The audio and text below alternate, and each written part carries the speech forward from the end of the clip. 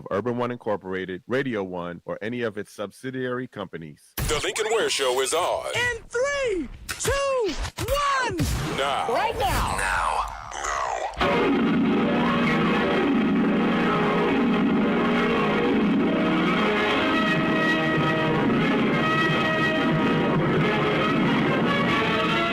Faster than a speeding bullet. More powerful than a locomotive. Able to leap tall buildings at a single bound. Look, up in the sky, it's a bird. It's a plane! Lincoln, Bobingan, Bonana, Pineapple, Bingan, Feed, Fine, Momingan, Lincoln. They say this cat Lincoln is a bad mother. We're just talking about Lincoln.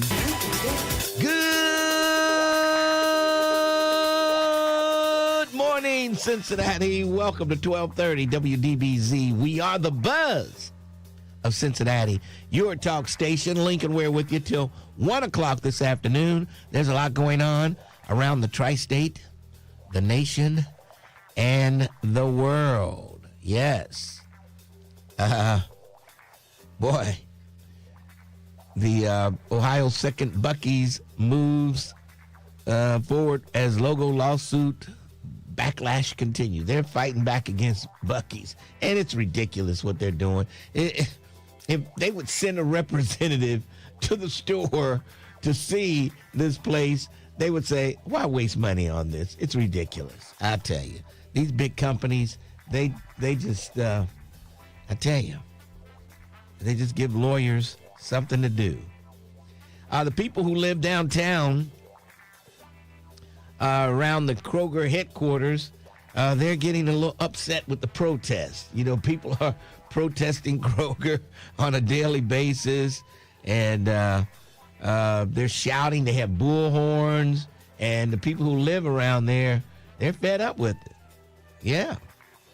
It's a noise problem, so I don't know what's going to happen, whether they'll get arrested or something.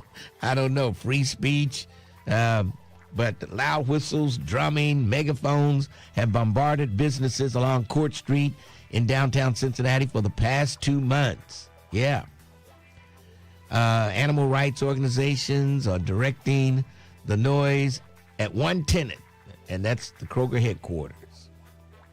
The international animal rights organizations based in Los Angeles say they're calling out what they see as an inhumane practice by Kroger. Members of the group point to Kroger's changing its goal to have 100% cage-free egg supply chain. 100% cage-free egg supply chain. Boring. I don't know if that can happen. The eggs are going up, and we have bigger issues to worry about, Mr. Ware. Than eggs? Yeah, I don't know, man. Eggs going up. I mean, the cage-free thing. Well, I don't know. I can't tell if the egg is cage-free. I know. That's what I'm saying. I can't tell, but they need to keep it down, because if I lived around there, I'd be upset too. Yeah, that's called a nuisance. Now, you think the city council is going to shut Kroger down? They're going after businesses. I think they're having a meeting today about the nuisance. They're trying to change the nuisance ordinance. And, of course, anytime you say nuisance, it almost 100% assure you're talking about black folks, a black business or something. It's like black folks are a nuisance. Anytime they use that, it's about a black club and black folks hanging out or something like that. And that's just the reality of living in Cincinnati. We're a nuisance. And when you talk nuisance, you're talking black folks. That's the way it all shakes down. And I feel so sorry for Laughlin schools. I had the superintendent on. They were promoting people to go to Laughlin, and they couldn't get enough football players to form a team, so they canceled their football season due to low participation. Some of the players didn't want to go both ways. They figured injury, and they just be playing out of position, and they just didn't want to go through that, so they just called it a season. And so I guess some of those Laughlin players will be able to play at Princeton or what other schools around there? I'm not sure. Whatever they can play to for the closest neighborhood school, and I believe it's Princeton or Wyoming, maybe Wyoming. Yeah, so we'll see. We will see, but I was sorry to hear that. And somebody told me Woodward is on the cusp of doing the same thing. They didn't have enough players, so I don't know. I got to check on Woodward to make sure their season is not going to be a long season. They may have to call some people back, some alumni back, to help play on the team. I could be a wide receiver. Oh, boy. Ramaswamy is talking merit pay for teachers in Ohio. I don't know how that ever worked, because if you've got a bunch of kids, you could be the best teacher in the world. If you got a bunch of knuckleheads and the parents are not making them do stuff, and you're not going to be able to, it's not going to work. Ramaswamy, that's the dumbest idea I've ever heard. Okay? Yeah. You know, oh, boy. I just don't think it's going to work. Ramaswamy needs to let it go. This guy's coming up with all kinds of craziness in the final 100 days of the race for governor. For governor. Yes. All right. The Moeller, boy, we got a lot of high school news today. Moeller-Princeton rivalry opens at Paycor, and it's going to be on a Thursday, August 20th, 7 o'clock. It'll be broadcast on Spectrum News 1. And the stadium's west gate and east gates will open to general admission at 5:30. And you can get your tickets at VikingNation.org. Tickets are $12 plus the processing fee. Yeah. Parking will be available for $10. Man, that's a lot cheaper than when the Bengals play. It's like $80 when you get close to the stadium on the day of the event. So go to VikingNation.org and get tickets. And Alicia Reese is partly responsible for this game happening at Paycor Stadium. Princeton's football field, they're building a new field out there at Princeton, and I don't think it'll be quite ready for the opening game. And so they're going to do it down at Paycor Stadium. Moeller, Princeton. That should be a pretty good one. That should be a pretty good one. Moeller plays the fundamental ball, and Princeton will have more speed than you've ever seen before in high school. Yes. All right. Will the city parks and rec merger? I don't know if that's a good idea, but the city manager seems like she wants to change the Recreation Commission, the name, and she wants to control who's hired as director of the Recreation Commission. And, yeah, a lot of things going on there. But I don't know whether I want the park board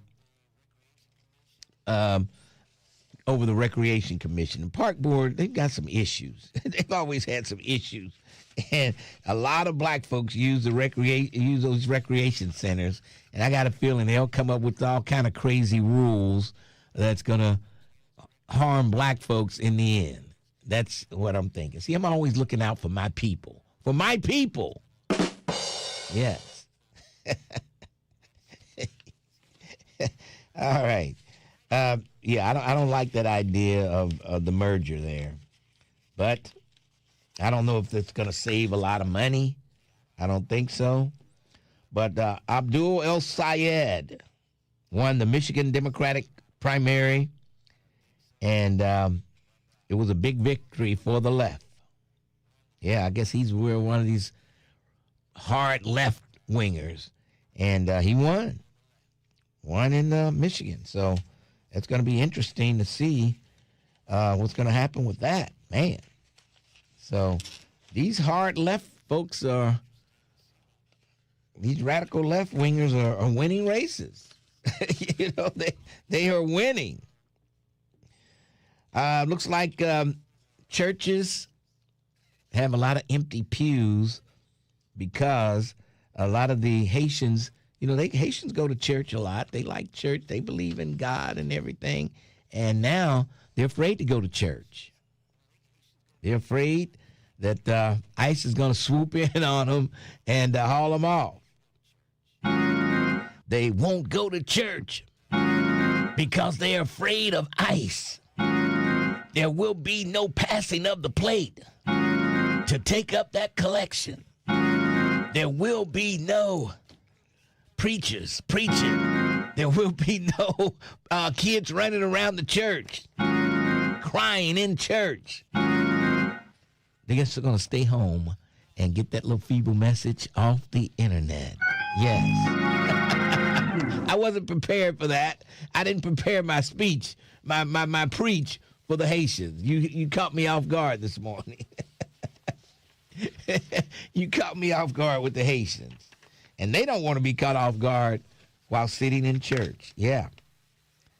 There was a bridal shower and a yard sale barbecue was canceled. There were English language classes canceled. All kind of things. They're canceling because they're afraid. They don't know when. ICE has been mighty quiet lately, and they think they're planning this big roundup of the Haitians, and everybody, ICE has been very quiet. Not a whole lot going on, and they just don't know when they're going to hit. They don't know when it's going to happen. But believe me, as long as Donald Trump is the president of these United States of America, it's going to happen sooner rather than later. And I can't seem to find the story. They did catch a guy out at the golf course where Trump is supposed to be with a gun. They say they're going after him. I don't know. I haven't seen much information on the dude, but he was there on the golf course with a gun. And he had the magazine. I think he had a magazine on him, and the gun was in the car or something like that. I don't know what happened. The news, I just didn't see any news. I didn't see anything going on, but I did see that. And so they continue to go after Donald Trump. I've never seen so many attempts on one president's life ever. You know what I mean? It goes all the way back to before he became president, when he got shot in the ear. I've never seen so many attempts on one president ever. You know? Normally, if they attempt, it's one and done. But this guy, they just keep coming at him. They just keep coming. They won't stop. So what does that tell you about this person? What does that tell you about him if so many people want this guy out of here? Nothing bad can happen. It can only good happen. Yes. Unbelievable. And he keeps announcing the end to the Iranian war every day. Well, okay, it's going to happen tomorrow. Then when tomorrow comes, well, in a day or two, it's about ready to happen. Iranian said, we're not talking about opening the strait.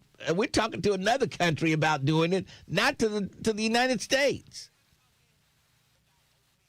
And he keeps saying this stuff, hoping gas prices will stay down.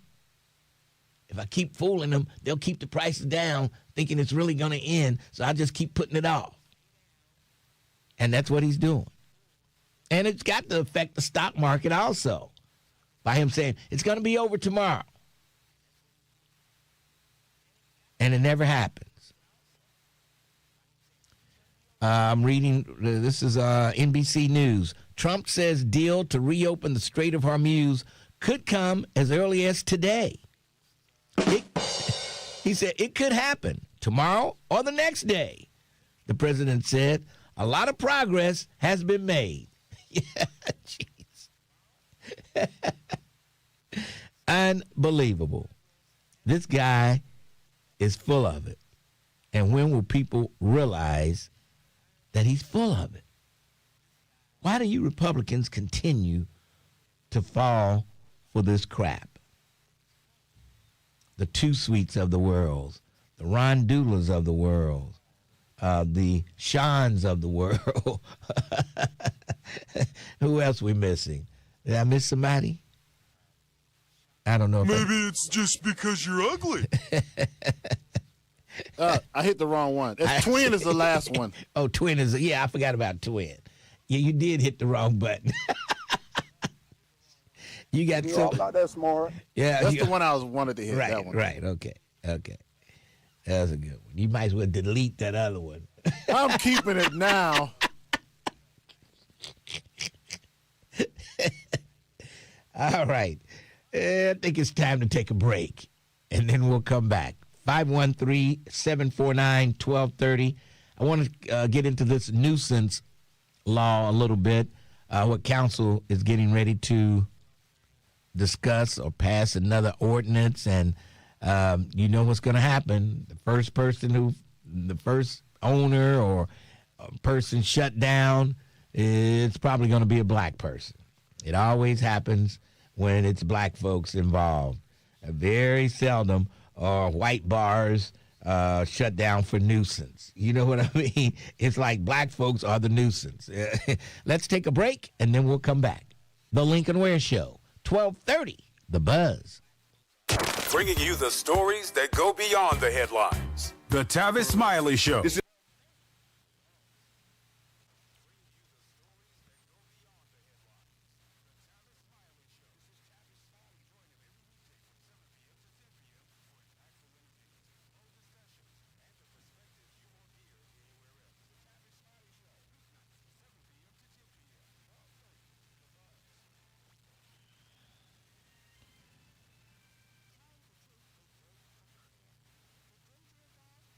Lincoln is the guy who was in jail. What happened to him is out or still in there. I forgot his name. Okay, Willis Smith. This is what she did. Lincoln is a... Can y'all folks still, even though it's frozen, can you still hear me on the chat? Thumbs up if you can still hear me. Okay, it's back. We're back. We're back.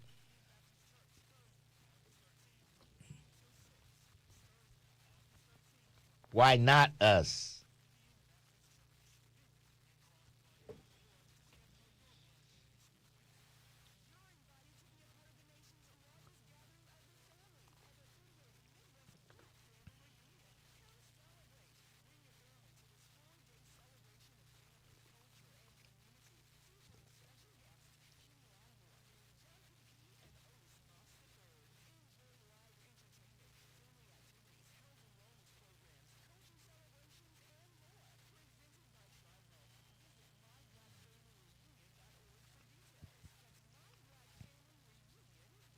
Or maybe everybody wasn't frozen.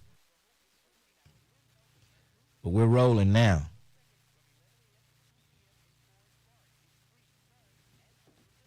Yeah.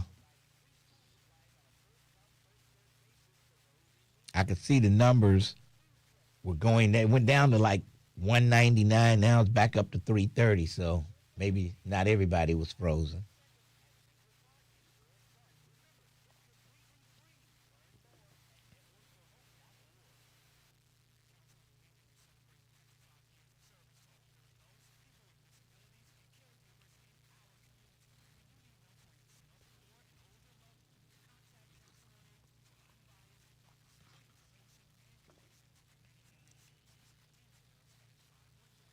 Man arrested at Trump Golf Course to appear in court. He had a modified AR rifle, body armor, radio signal devices, notebook containing concerning statements. Jeez. Jeez. Oh, boy. See more at PfizerForAll.com. Sponsored by Pfizer.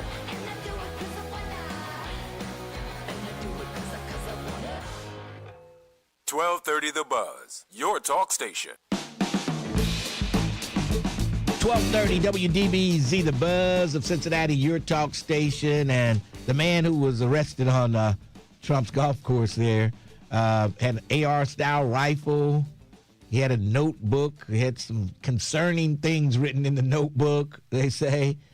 He had a body armor. Oh, boy. He was ready. He appears in court this morning. I can understand everything except the notebook. What do you got? Instructions? I guess what do you have? I just want to write my thoughts down while I do this. I don't know. What is that for? I don't know what well, it figured if he got killed, when they would read what he was gonna. I don't know what the deal was. All right, let's go downtown to the Crime Stopper headquarters and check in with my good friend Detective Tiffany Green on the scene. How you doing today? I'm good. Good morning, Lincoln. How are you? I'm hanging in there. What's going on? Nothing much today. It's hump day. Yes, it is. This is my longest day of the week. Oh, okay. I'm sorry. Yes. Yes. And I got to get you on my TV show to just give us an update on Crime Stoppers and all the You have to throw out a date. You have to throw out some dates to me. Okay. All right. We'll make it happen. How about next Wednesday? Well, it's that next Wednesday is not going to work because I guess Terrence hasn't talked to you. So I actually will be gone from August 6th through the 13th. Oh, okay. All right. Well, we'll come up with a date after that. Okay, that'll work. Get you on Crime Stoppers and talk about all the things that Crime Stoppers does and how different ways you can get your clues in and all kind of stuff. Yeah, sounds like a plan. All right. Who are we looking for today? Cincinnati Police District 4 is looking for Carol Hamilton. Ms. Hamilton is wanted for felony possession of drugs and misdemeanor possession of drug abuse instruments. Police say Ms. Hamilton was found to be in possession of cocaine. Carol Hamilton is a white female. She's 63 years old. She's 5'8" and 140 pounds. Carol Hamilton has an arrest history of drug offenses and was last known to live in Moscow, Ohio. Hamilton County Sheriff's Office is looking for James King. Mr. King was indicted on felony having weapons under disability, tampering with evidence, carrying concealed weapons, and aggravated menacing. James King is a black male. He's 45 years old. He's 5'9" and 160 pounds. James King has an arrest history of assault, domestic violence, and falsification, and was last known to live on Worth Avenue in Norwood, Ohio.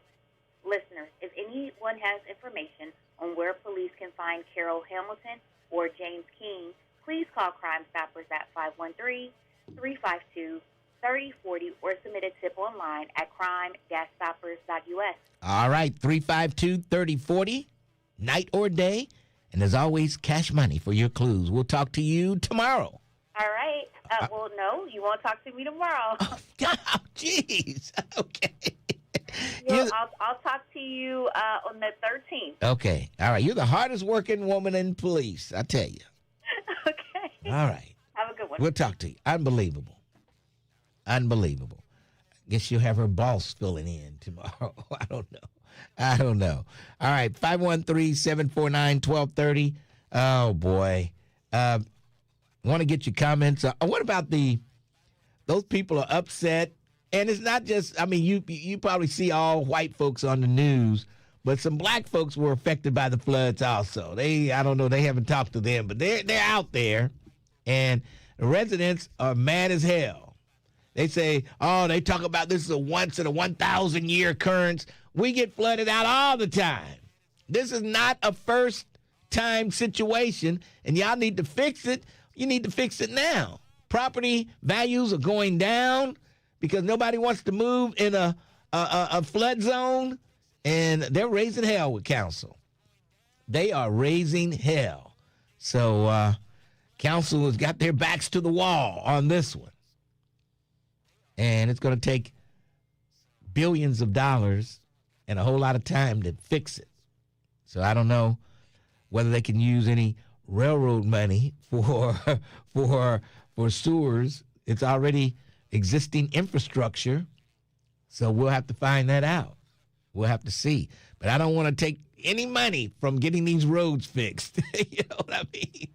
I don't want them to slow down any fixing of our raggedy streets here in Cincinnati. And we've got some bad ones, let me tell you. Oh, boy, let me tell you. All right, let's take a break. and then we'll come back. 513-749-1230. Lincoln Ware with you. 1230, The Buzz. Hey, y'all, what up? This your boy, Ricky Smiley. I want to drop you an invite to something a little more personal.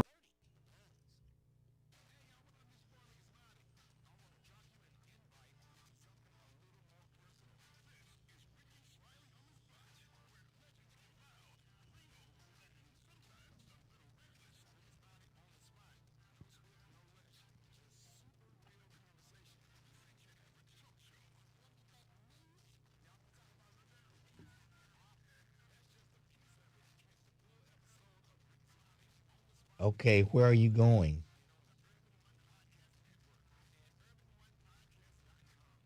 I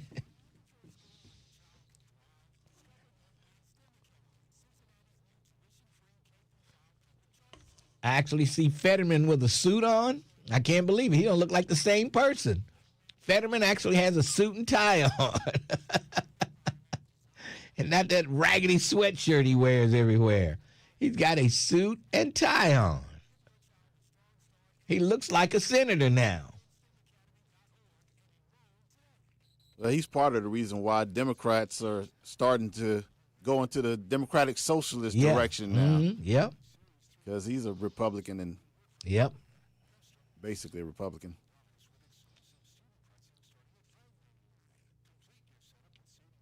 The railroad money will fix everything, including the national debt.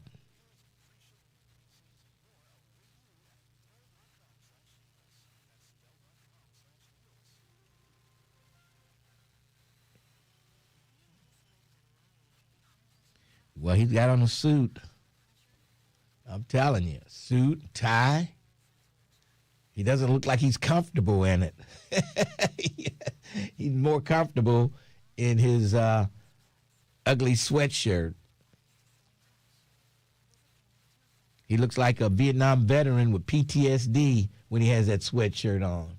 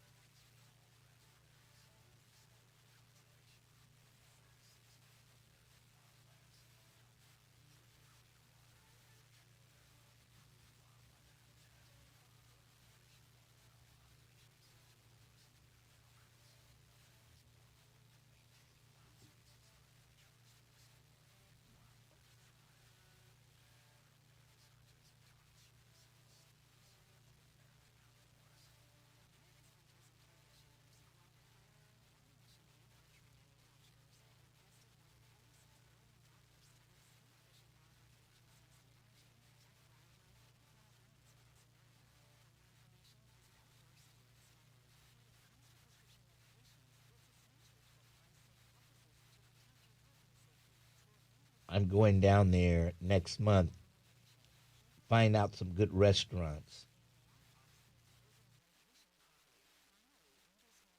Learn more at awarerx.org, a public service from the National Association of Boards of Pharmacy Foundation. Take us with you wherever you go. Download the Buzz app for your smartphone today. For details, go to thebuzzcincy.com.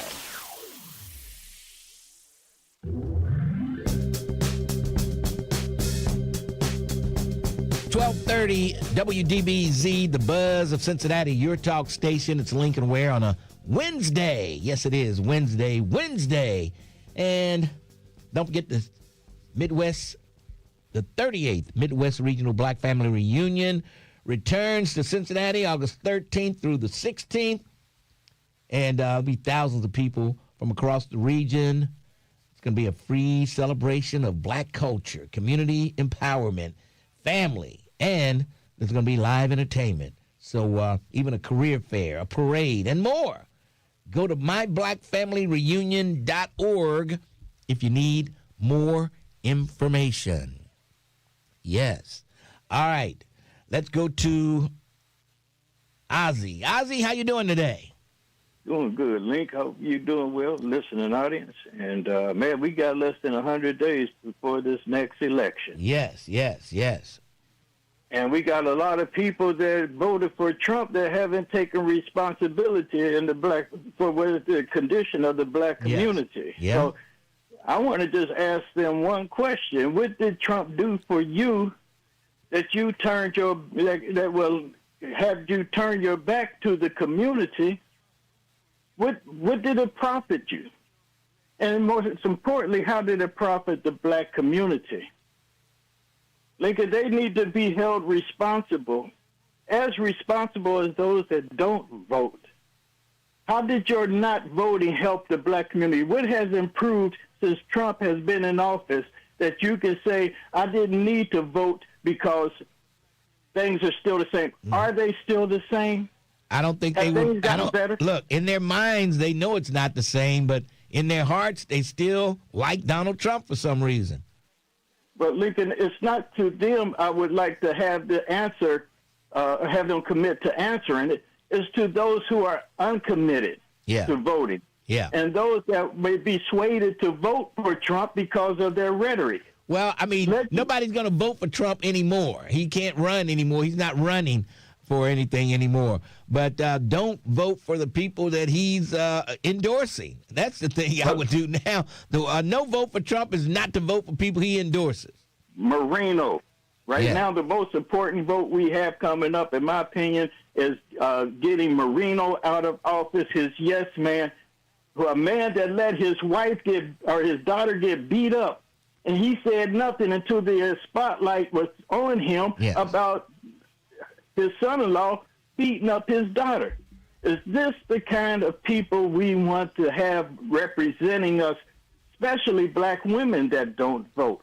Well, he's not. Marino's not running in November. It's Husted we need to get out of. We need to get Sherrod Brown back in there and get Husted out.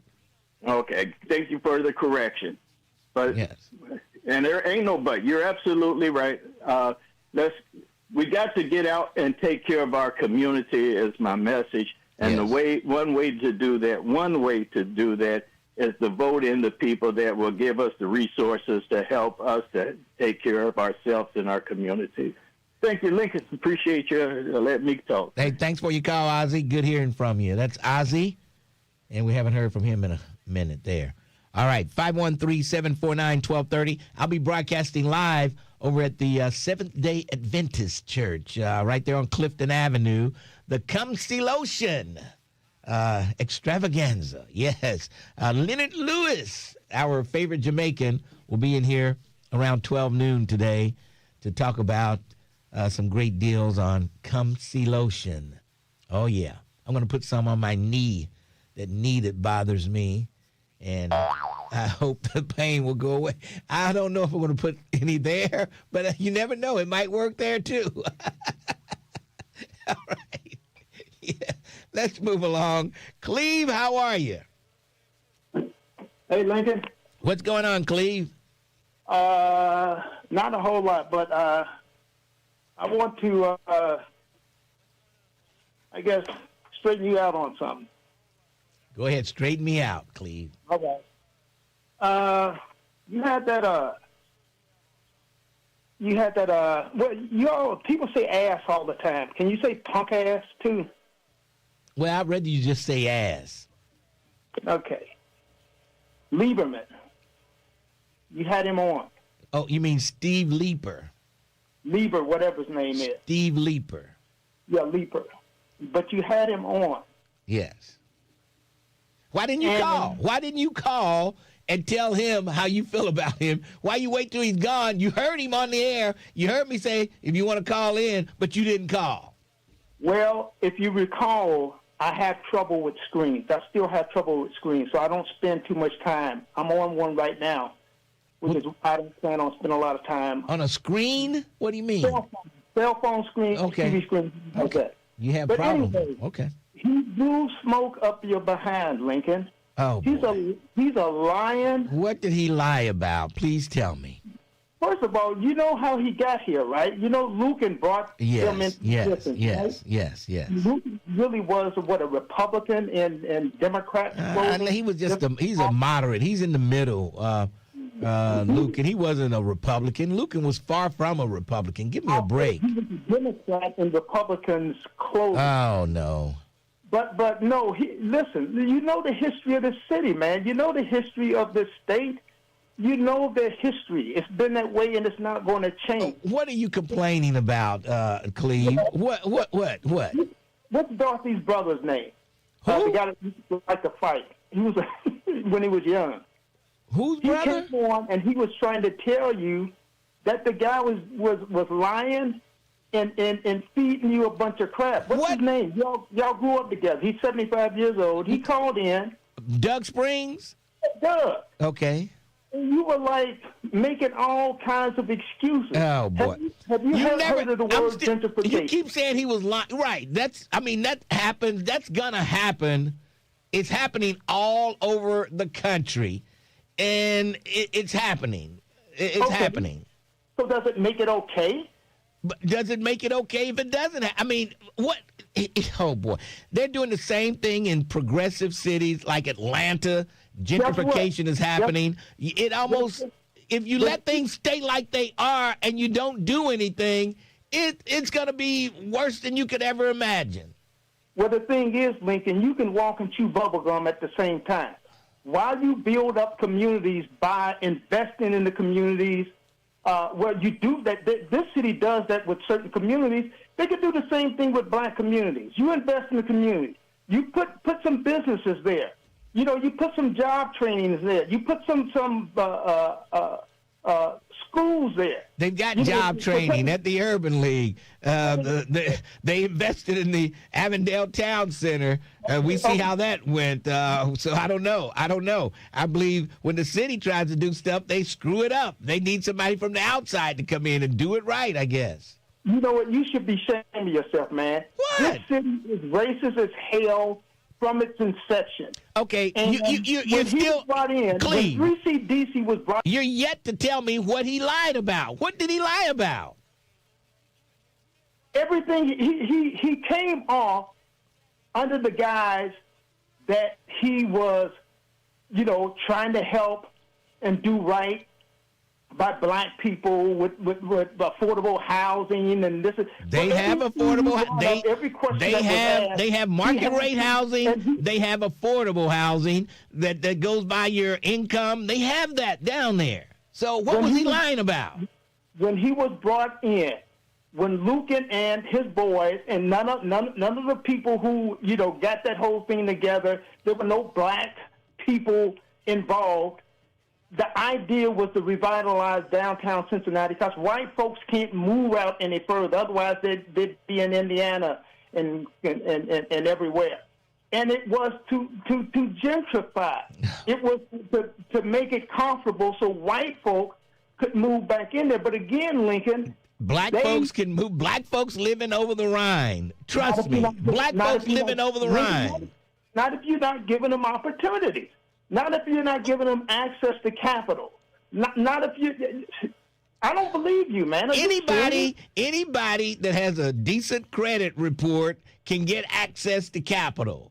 If you have a good credit report, you can go somewhere and borrow some money and buy something that you want, some property, a condo, or whatever you want. If you've got good credit and you go and you got a job and good credit, you can get it.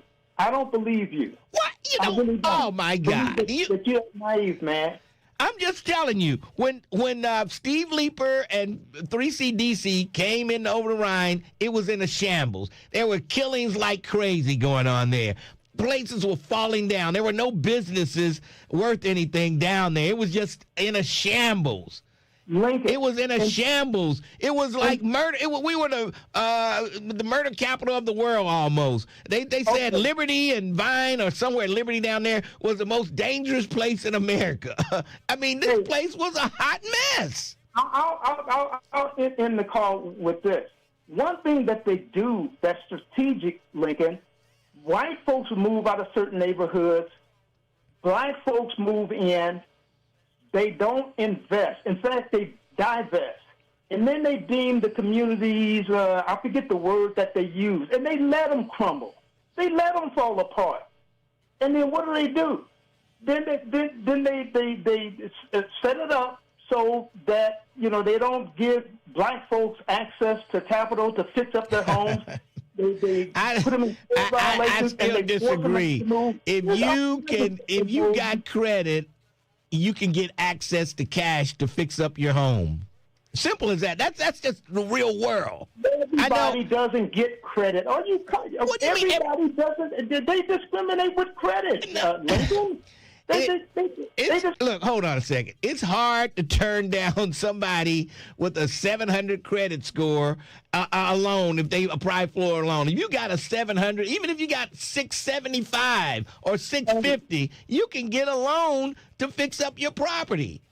I'll suggest this. You talk to Terrence. Maybe Terrence can teach you some things about what white folks He's going to teach me that if you don't have any credit, that you can't get anything. That's the bottom line. If your credit score is low, you can't get anything.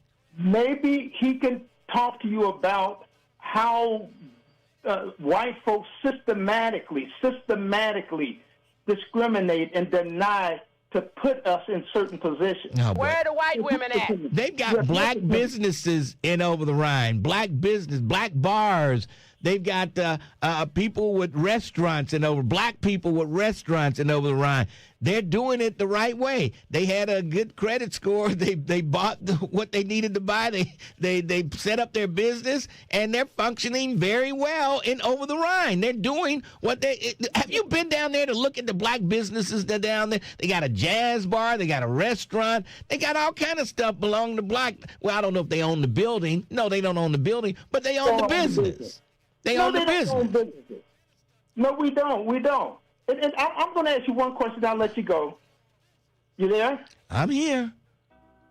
Do you think that white folks, when they get into college, that they actually earn the degrees, that they actually pass those classes?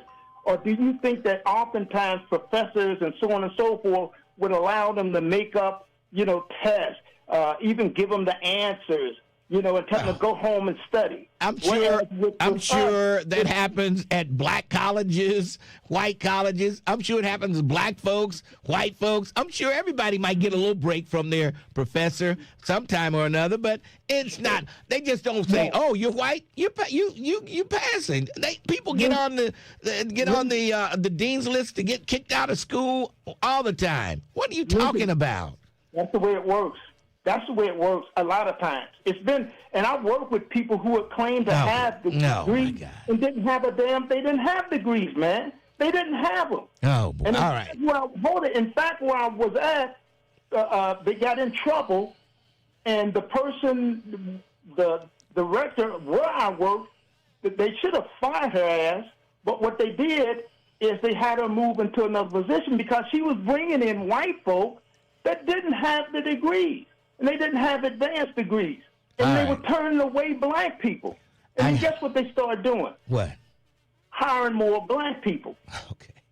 Yeah, it happens. I don't believe you. Cleve, stop being the victim. Stop being the victim, Cleve. That's all I got to say. Stop being the victim. He never did tell me what lie Steve Leeper told me. He's lying.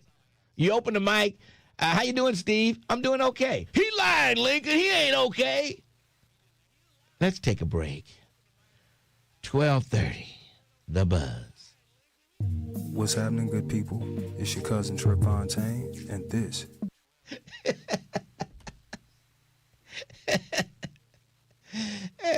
I need to find the first person with the 700 credit score that was turned down for a loan.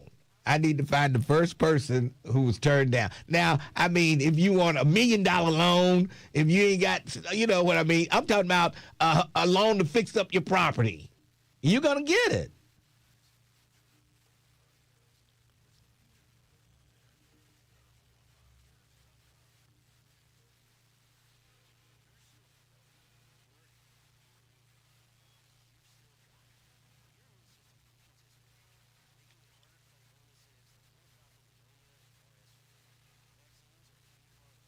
Alicia Reese has nothing to do with the streets of Cincinnati or the railroad money.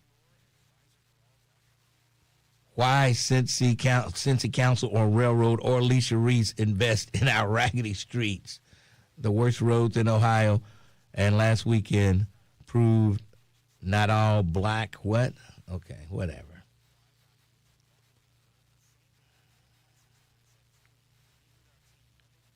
$700 is mid-credit nowadays. You may get denied. No, I don't think so. I think $700 in mid. You know, if you got a mid credit score, that's good enough to get a loan to fix up your house. You may not be able to build a $800,000 home with a 750 with a 700 credit score. I don't know.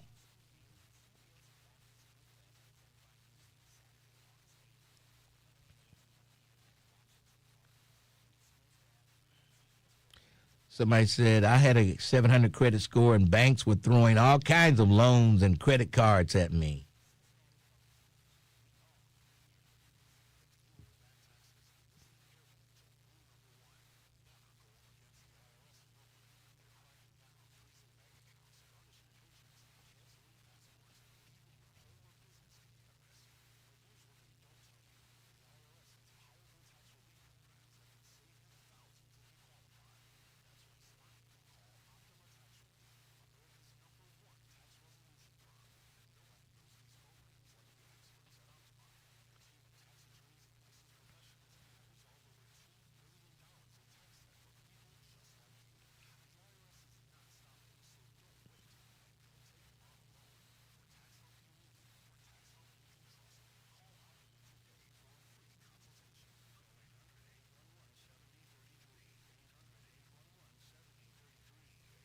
Same here with the 680 credit score, Glenn Gray says.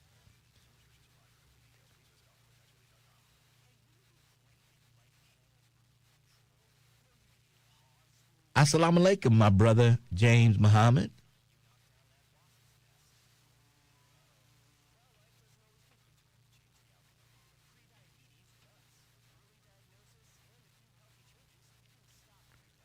Let Scotty and JMLK slide on them broken promises to country meets. I let them slide. I didn't let them slide.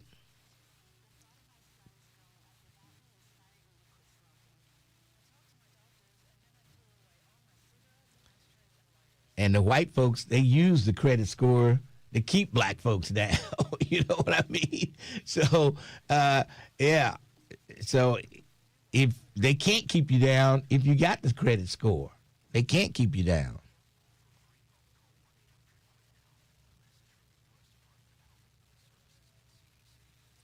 I agree with you. America has a horrible credit score and judges someone, yeah?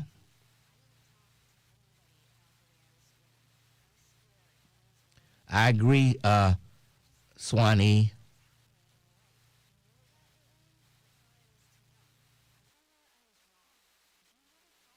Or AA.org. The views and opinions expressed in this program are those of the host and guests and do not necessarily reflect the views of Urban One Incorporated, Radio One, or any of its subsidiary companies. Don't leave us in the car. Take us with you. Go to your favorite app store, search WDBZ, and download the Buzz app today. 1230 WDBZ, the Buzz of Cincinnati. Your talk station. Lincoln Ware with you till 1 o'clock this afternoon. We got a lot going on. The Come See Lotion Man is coming in later on. We'll talk to him. Let's see. Let's go to April. April, how are you? I'm fine, Mr. Ware. How are you? I'm doing great. What's on your mind? I need your help. My life is in danger. Please take this seriously. I have gone to several police stations for help, and no one will help me.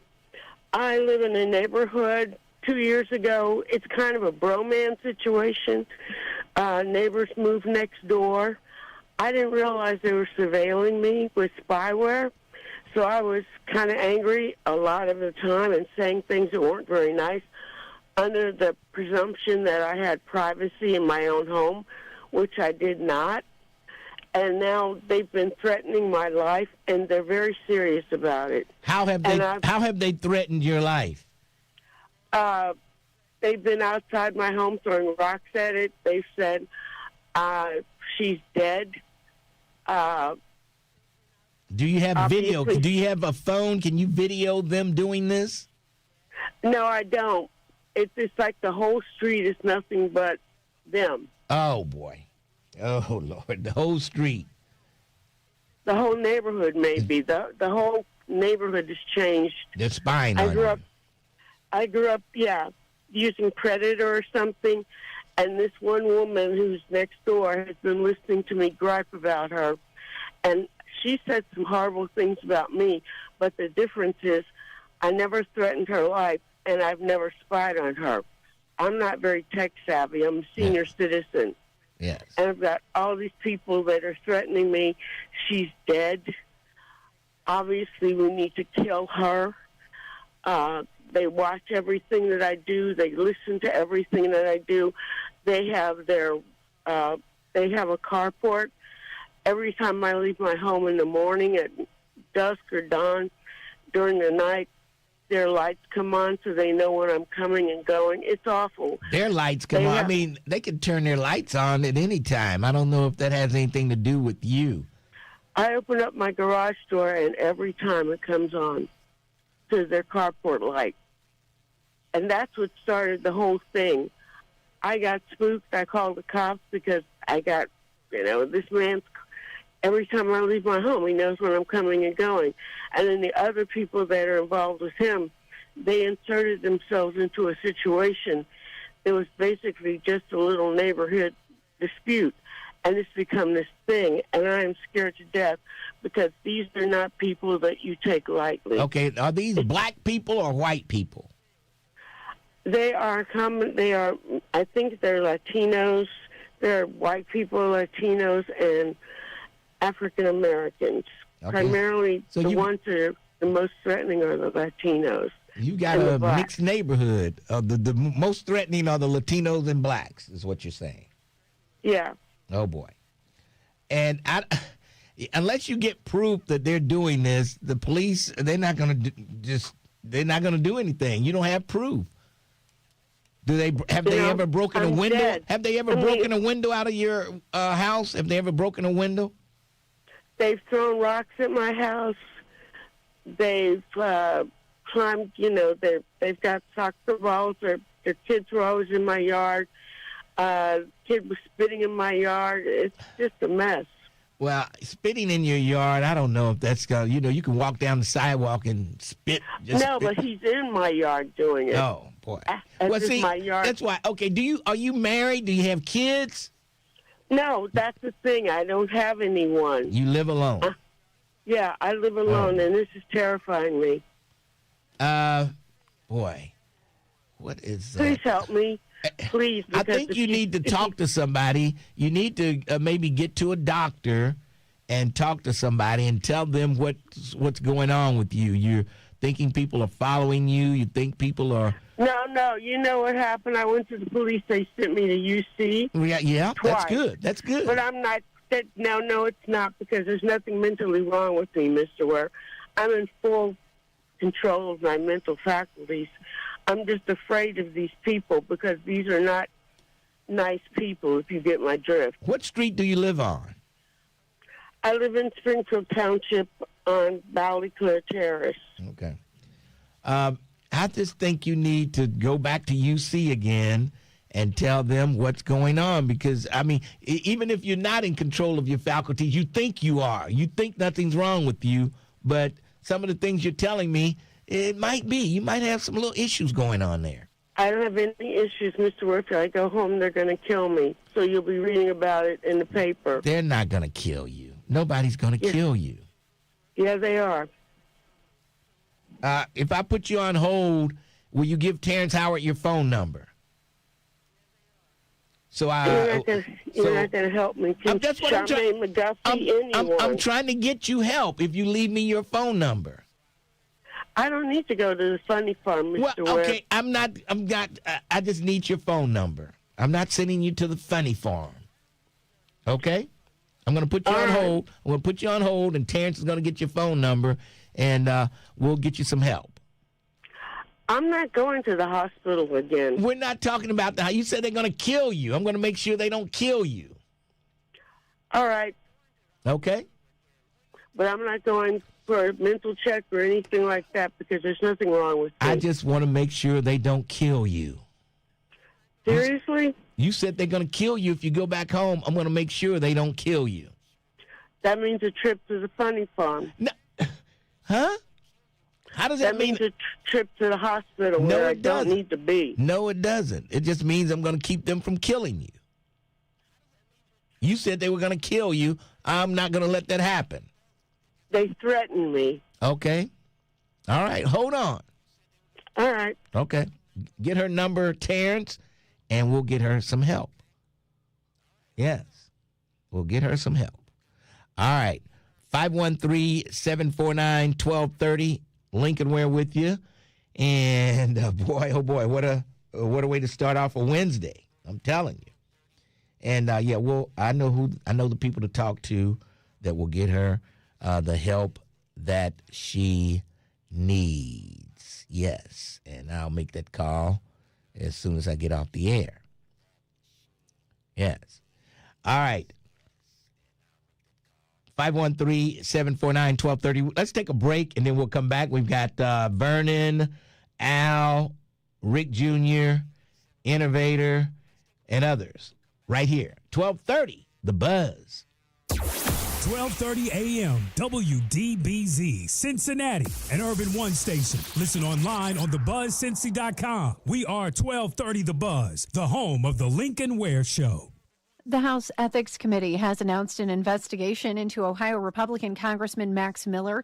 It comes after Miller was accused of abuse by his ex-wife, the daughter of Senator Bernie Moreno. It also comes after Miller posted on X that he was filing his own paperwork for an investigation to clear his name. Miller, who represents Ohio's 7th Congressional District, has denied the allegations. The Warren County GOP is announcing former L.A. mayoral candidate Spencer Pratt as the featured speaker for an upcoming fundraiser. Pratt, also a former reality TV star, will deliver remarks at an event next month. President Trump backed Pratt's campaign for mayor and said after his loss that California's election system was dishonest and rigged against Pratt. And the defense attorney for Gurpreet Singh is asking for his client's convictions on charges that he murdered his wife and 3 in-laws be overturned. They say he did not receive a fair trial. The Reds scored on 2 wild pitches in the 8th inning to propel them to a 5-4 win over the Athletics. That series continues tonight. I'm Heather Pasco on 1230 The Buzz. The views and opinions expressed in this program are those of the host and guests and do not necessarily reflect the views of Urban One Incorporated, Radio One, or any of its subsidiary companies. 1230 WDBZ, The Buzz, your official talk station. It is official, you understand me?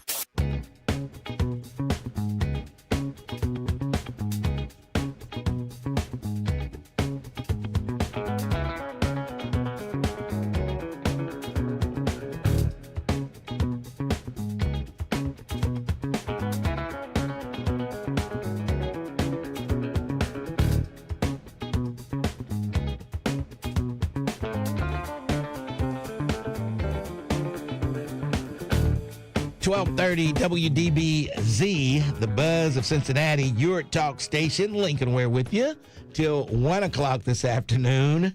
And let's see, now I'm a preacher, I'm a therapist, and I tell you, you become everything. You're a lawyer, I'm a lawyer sometimes, I'm a politician, I'm an apologist, I'm a blocker, I'm some of everything. Let's go to Vernon. Hey, Vernon, how are you? What's going on, brother? I'm hanging in there. Thing you're not good at is fixing up people. Don't do that again. What do you mean? Remember you fixed up Bernadette with that crazy dude? Oh, yeah, that's right. That's right. Yeah. Okay, yeah, I'm not good. I'm not a matchmaker. Matchmaking. I'm a matchmaker. Every time I see her, we still laugh about that date. Bernadette, two feet behind me, and right. I had to call her in a different name. Yes. Yeah. Couple things. One, when you hear all this thing about the school board, and I saw Brother Stefan will have a lot more respect for now that I actually talked to him a little bit, actually met him. You never hear nothing about that union that the teachers are in. That is one of the biggest, baddest unions in the state of Ohio. And I really believe that that's one of the reasons that they've never went against the funding of the schools. Is because you got to think all these teachers are in that union. It's unconstitutional the way they fund the schools, and no one's ever went after that. But yet, Kentucky and other places, they don't fund their schools the way they're funding in Ohio. Yeah. I really believe it's that union.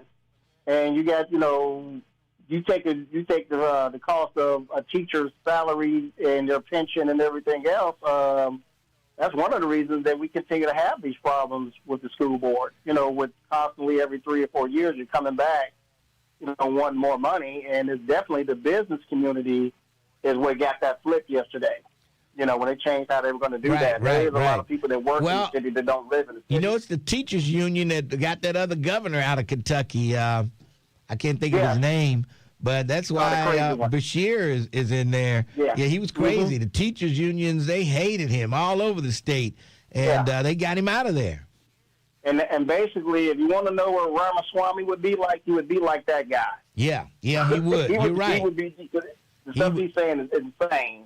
He would be just like that. Yep. Yeah. Because that guy was a piece of work. I can't even remember his name. He was just a jerk. Yeah.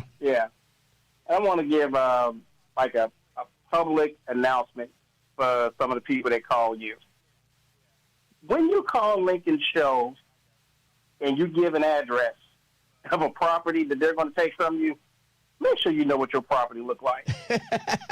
Did you go down there? I Googled it. I'm on vacation this week. A lot of times I do that. Okay. They'll say a property address, and I'll pull up that property. I can do it while I'm driving. And how did it look? I pulled up that dude's house yesterday. There is a fence over there, and that's because they're doing construction. They're doing construction, and his property is going to be in the way, and his property is basically ran down crack house. Oh, boy. So if I'm investing my money, and I know when I built my home, I wanted to know how much construction was going on around me. I didn't want construction on the left and on the right, and then, I wanted to know that. If you invest money in property and you see some laying down property next to you, you're going to go to the city and say, hey, I want this taken care of. Because now you're dragging down my property value. So calling you, complaining about it, dude, go clean up your property. Yeah. You can clearly see the fence. You can clearly see a board where it's falling down over the building. And there's a good, clean picture of it. Yeah. And why are you calling? Well, see, there's always an underlying story. There's always an underlying story when they call up with this stuff. It's not they just sitting there innocent and then they just came and took my property. It's more to the story than that. And that was the thing I was telling Brother Stefan when we talked. When you give a person a property address, they can find out everything about that property real easy. Yeah. Matt Bevins was the name of that. Everything else. So when you're saying this, and this is what I'm saying to people, you're kind of embarrassing yourself because somebody can look that property up and be like, nah, the city probably needs to go in and take that if you're not going to fix it up, Yes. And another thing I'm going to say is this. I've had 4 houses, 2 of them built. You know the one thing they've never asked me, Lincoln? What? The color of my skin. Yeah. They just wanted to know that credit score, didn't they? That credit score? Yes. Now, they will want to know, because I'm a truck driver, how I make my money. Do I work for a company or whatever? And then when they see the massive amount of overtime that I work, they're going to see is that overtime a consistent thing, because they don't want to add overtime to your to the type of money you make. It's not guaranteed. But when they see that, I've been working these type of hours for years, they know that, okay, that's my income. But no one has ever said, I've actually been benefited because I'm black. The first house I built in Madisonville, bought in Madisonville, I got a lot of tax credits because I bought that house in Madisonville. In historic Madisonville over there on Conway. Then the second one was on Wetzel. Historic Hazelwood. That's where that house went up at. I got all kinds of tax credits for building a house in Hazelwood. Yeah. Because that's a historic area, and I'm black. So nobody was talking about, you can't get this because of the color of your skin. No, they want that credit score. They want to know where your money comes from. Right, want to know where you work. Yep. You can get anything you want. Yep, I was trying to tell Cleve that, but he just won't see it. Now, there was a time when they would redline people. They didn't want them to live in certain areas. They had the credit score and everything, and they would redline. But those banks have been caught up with and sued, and they're paying for it. Some of them paying for it today. Yeah, and there's a lot of, you forgot about the black veterinarian that's downtown. That young lady. Oh, yeah. Is she still down there? I thought maybe she moved. I think she moved or something. I heard something like that. I'm not sure. Okay. But she may still be downtown. She was on the show. Yeah. Mm-hmm. So, and when we was, some of the brothers was trying to get some of those houses and everything, the color of her skin never came up. Yeah. It was, do we have the money? Right. Yes, and some of the brothers were saying, I got the money, but then they forgot they were married. And you got to talk to your wife before you start pulling money out of retirement and stuff like that. Yeah. But nobody ever said, well, y'all black, so, we're only selling this property to white people. Ain't nobody said that. Mm-hmm. That money is green for a reason. Because they don't care. I can make a white person call me Mr. Brooks all day long. Why? Because I got the money to make you do it. But that's all I have, brother. Hey, I'll talk to you later. Appreciate your call. Peace. All right, 513-749-1230. Lincoln Ware with you. And looks like Rick Jr. is up. Rick Jr., what's up? Pretty good. How you doing? Long time on time. I haven't been able to get you the last couple of days. Now, I'm going to tell you a situation. Now, everybody can take this for what it's worth, okay? Because you're talking about racism. Now, I don't know if this was racism or not. So you can take this for what it's worth, all right? Okay. Okay. Now, my grandfather passed back in 1980. And my grandmother, she inherited the house over on Clinton Spring. It was worth like around 70, 80, 50, 60 grand back then. And it still had there was some other things she borrowed against her. So she still owed like about 10 grand on it. Okay. So basically, this house is worth about 80 grand. She only owes 10 grand. And guess what? What? She went out and tried to borrow. I helped her. She went around to some banks and some mortgage companies or savings and loans or whatever they call them things, and they turned it down flat. Okay. What year was this? This was back in 1980. 80, okay. And you're just coming out of the 70s. The things were kind of shaky then, too. But was she working? Did she have a job, or was she retired? Retired. She had a little part-time job. Okay, see, and that makes a difference, too. But dig this. She had some job. She was looking after another old lady, and it's kind of funny. She was making more money in retirement than she was at Good Sam Hospital. They don't pay nothing at those Catholic hospitals. Yeah. She was making more money in retirement than she was getting working. Okay. But fast forward, I was in the Air Force. I had just got commissioned. I was up at Wright-Patterson, and I saw this craziness going on. I said, "Oh my God, she's going to lose this house," and I was I thought I was getting ready to go to flight training, okay? But flight training, okay. What do you think? So you were a pilot? You have your pilot license? No, I was getting ready to go to navigator training. Oh, you said flight training, but go ahead. Flight training, navigator. A matter of fact, I do, because I did. I up at Wright-Patterson. I was in the Aero Club, so I did learn how to fly a Cessna, which was to me, riding a bike. It was so easy. No. But anyway, let's not go there. Yes.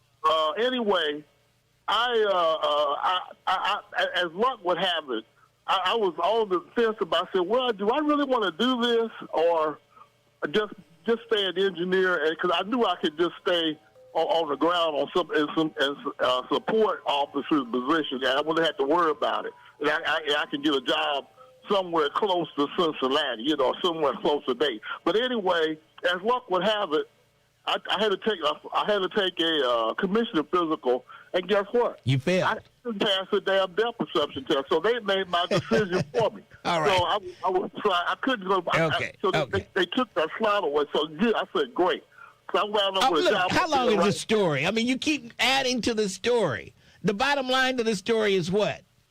Oh, the bottom line is there was racism involved in that. I mean, that house would have been paid for. And what year?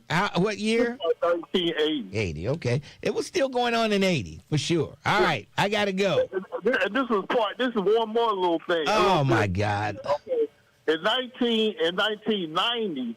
Okay, but obviously by now she got that. By 1990, she got all that free and clear. Yeah. Okay, I was going to go borrow another, like, I don't know, 10 or 15 grand and just to spruce the house up a little bit. Yeah. 'Cause she had already had a new roof and this and that done to it. Right. And you know what the damn loan company did? I just borrowed. I was going to borrow, like, I don't know, maybe 50 or 60. I was going to borrow like $30,000 or $20,000 Okay. to do some minor work Right. on the house. Okay. And what did they do? What did they do? They tacked on another. They found out there was some. I don't know, because the loan would have been in my name. I had defaulted on some loans or something like that. And well, not defaulted, but I owed some more money. Yeah. And they said, well, okay, in order for us to give you this, you're gonna have to. We're gonna tack on this other 10 grand that you owe. I said, they legally do it, you know. Yep, that's what they want to do. Tack that on, and then you pay, and you have that free and clear, and you just pay them all that interest, all that extra interest. But this is the killer thing. Oh my! She had. Then I'm gonna hang up. Yes, I'm gonna hang up. I'm gonna hang up. She died with some cracks in it. Okay, it should only cost about maybe I don't know, $1,500 to fix this damn thing. Okay. But she was sitting on a ton of money in the bank. Okay, I got to go. This story is, thanks for your call, Rick. Boring. Oh, my God. The story just kept going. He just kept adding on to the story. Oh, my goodness. Let's take a break. We'll come back.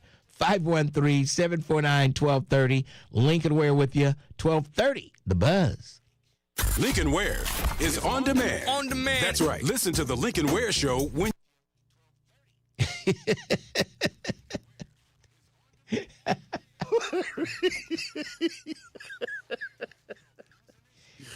I'm telling you, he thinks people wants to hear this stuff. Oh boy, unbelievable.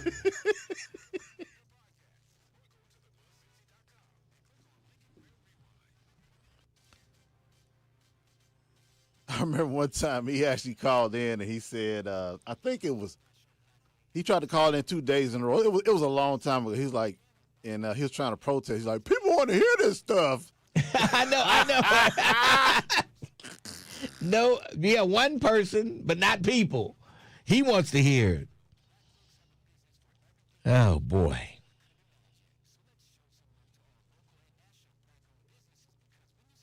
He hadn't called me in a few days, so he wanted to make up for it. No, he called. He just couldn't get on the line. It was busy last couple of days.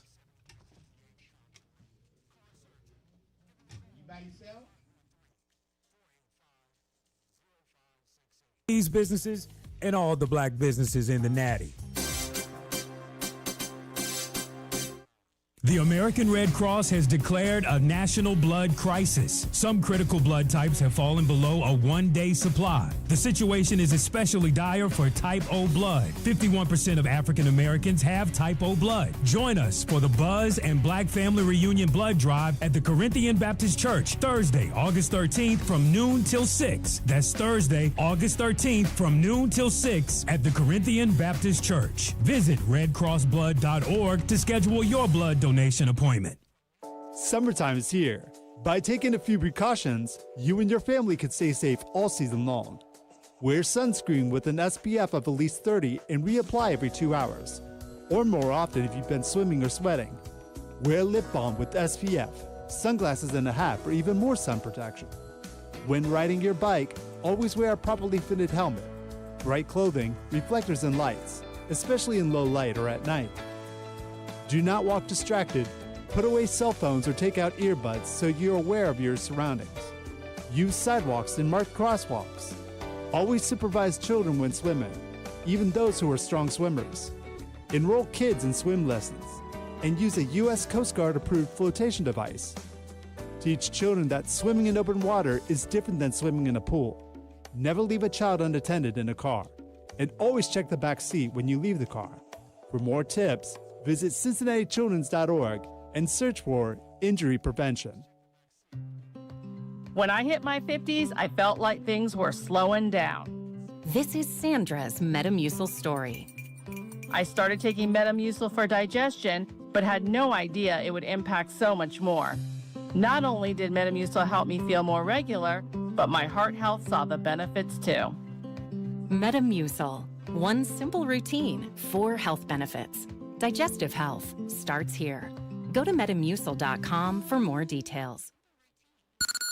Attention Hamilton County. The 3rd annual Hamilton County Veterans Appreciation Day is coming to TQL Stadium Saturday, August 15th from 10 till 2. This free event honors local veterans and military families with food, entertainment, giveaways, family activities, and a large veteran resource fair. Most importantly, veterans can connect directly with experts to sign up for the benefits they've earned through their service. Join us for a day of connection, community, and support. Register today at hcvsc.org.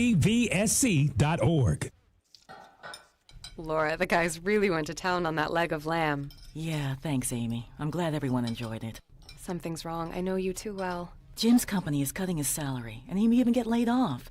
He doesn't think we'll be able to afford the mortgage. Oh, Laura. If you think you may be in danger of foreclosure, call the National Foundation for Credit Counseling at 866-687-6322 or visit mortgagehelpnow.org. That's mortgagehelpnow.org. This has been a public service from the NFCC. All right, son. Time to put out this campfire. Dad, we learned about this in school. Oh, did you now? Okay. What's first? Smokey Bear said to. First drown it with a bucket of water, then stir it with a shovel. Wow. You sound just like him. Then he said. If it's still warm, then do it again. Where can I learn all this? It's all on SmokeyBear.com with other wildfire prevention tips, because only you can prevent wildfires. Brought to you by the USDA Forest Service, your state forester, and the Ad Council. Illegal fentanyl is up to 100 times more potent than morphine. A tiny amount is all it takes to cause an overdose. It could be in your drugs, and you wouldn't be able to see it, taste it, or smell it. Learn more at cdc.gov/stop-overdose. Giving voice to the community. We are the Buzz of Cincinnati, your talk station.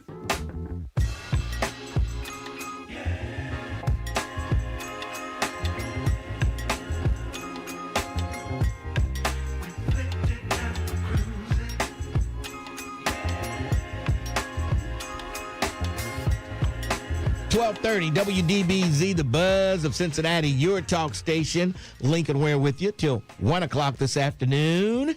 And none other than our favorite superintendent in the studio. What's going on? Oh, hi, Lincoln. How are you? I'm hanging in there. Happy to be a favorite. Yeah. Thank you, sir. I will take it today. Yes. A lot's going on. School, when does school start? Oh, my goodness. School starts Wednesday, August the 19th. Please come to the Education Center if you need to register, enroll a baby. We would love to have them get us started right on time for this upcoming school year.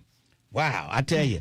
And you're going to start, do the staggered start? Or No, everybody's starting on Wednesday, the 19th. A lot going on. We will be at Washington Park this Saturday for our Back to School Festival starting at 11 o'clock, encouraging families to come out, meet the staff, meet principals, learn about resources that we have available, book bags, school supplies. Please come on out. All right. Shauna Murphy's here. A lot going on with the school and the property tax, the income tax, and I don't know if we can get into all that today, but okay. Well, the board on Monday night did decide to rescind the proposal for an income tax. Did decide to move forward with a property tax levy, and let me tell you, I know. As a property owner in the city of Cincinnati, that is hard. I know that it's tough, but I also know we have to support the children of this city. and appreciate consideration that the people who live here give to provide that support. Yeah, but you also have to think about what could happen with the kids who attend public schools if this thing goes down. They're talking about closing schools and all kind of things. I mean, you know, Lincoln, I've had the opportunity to work on 3 budget cycles now. And my first one, it was $32 million. Last year it was $50 million. This year it was close to $60 million. And when you think about that kind of money, you start getting into the cuts of people, which we've discussed this. Yeah. And so after the cuts of people, then you have fewer schools. Right. And I don't, want to get into, what could be, but this last budget cycle, we felt like, if we made any changes to transportation, that was only going to negatively impact our children, because that we also deliver transportation services to the charters, the privates, parochials.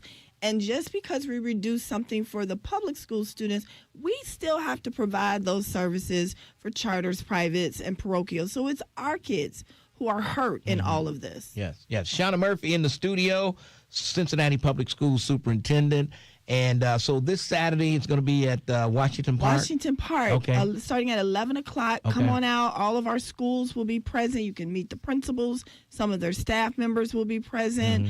We will have partners there because we cannot do this alone. Right. Tons of partners like yourself who help us every year get the school year started, and we would appreciate if parents could come out, get some supplies, get book bags, and resources that are available to the children. I tell you, as many book bags that have been given away in this city, there should be no child going to school without a book bag. Agree. Absolutely agree. Every child in the Cincinnati Public Schools should have a book bag, maybe 2. I tell you. Yeah, there are so many partners who step up to help with that kind of work. How is the parking lot going for the homeless? The Safe Sleep Lot. Sleep Lot. Safe yes, and it's been open throughout the summer. And I think the last time I was here, I think I told you about 60 people have had to use that lot. So that was probably up in June. I don't think we had a chance to chat in July.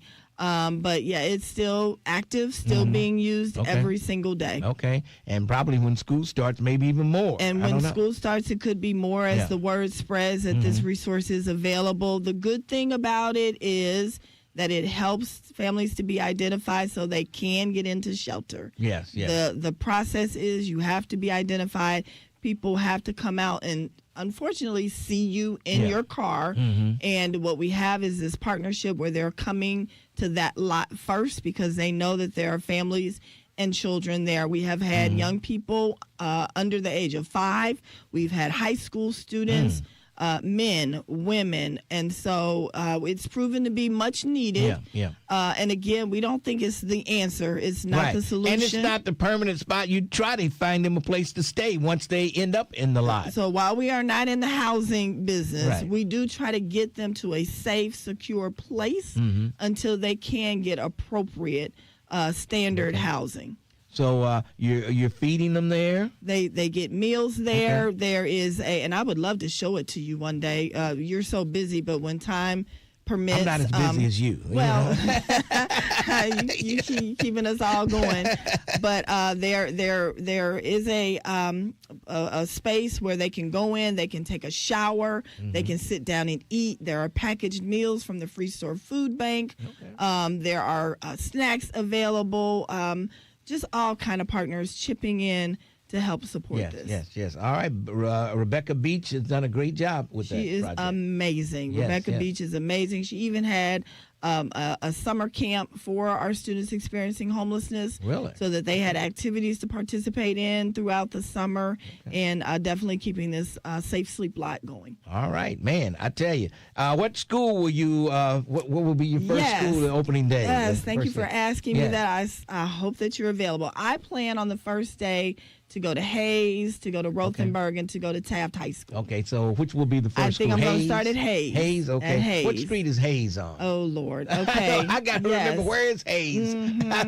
I can see it. It's right off Ezra Charles. Okay. It's right behind the stadium, the Stargell Stadium. Yeah, okay. I think I know where it is. Sorry to the West End.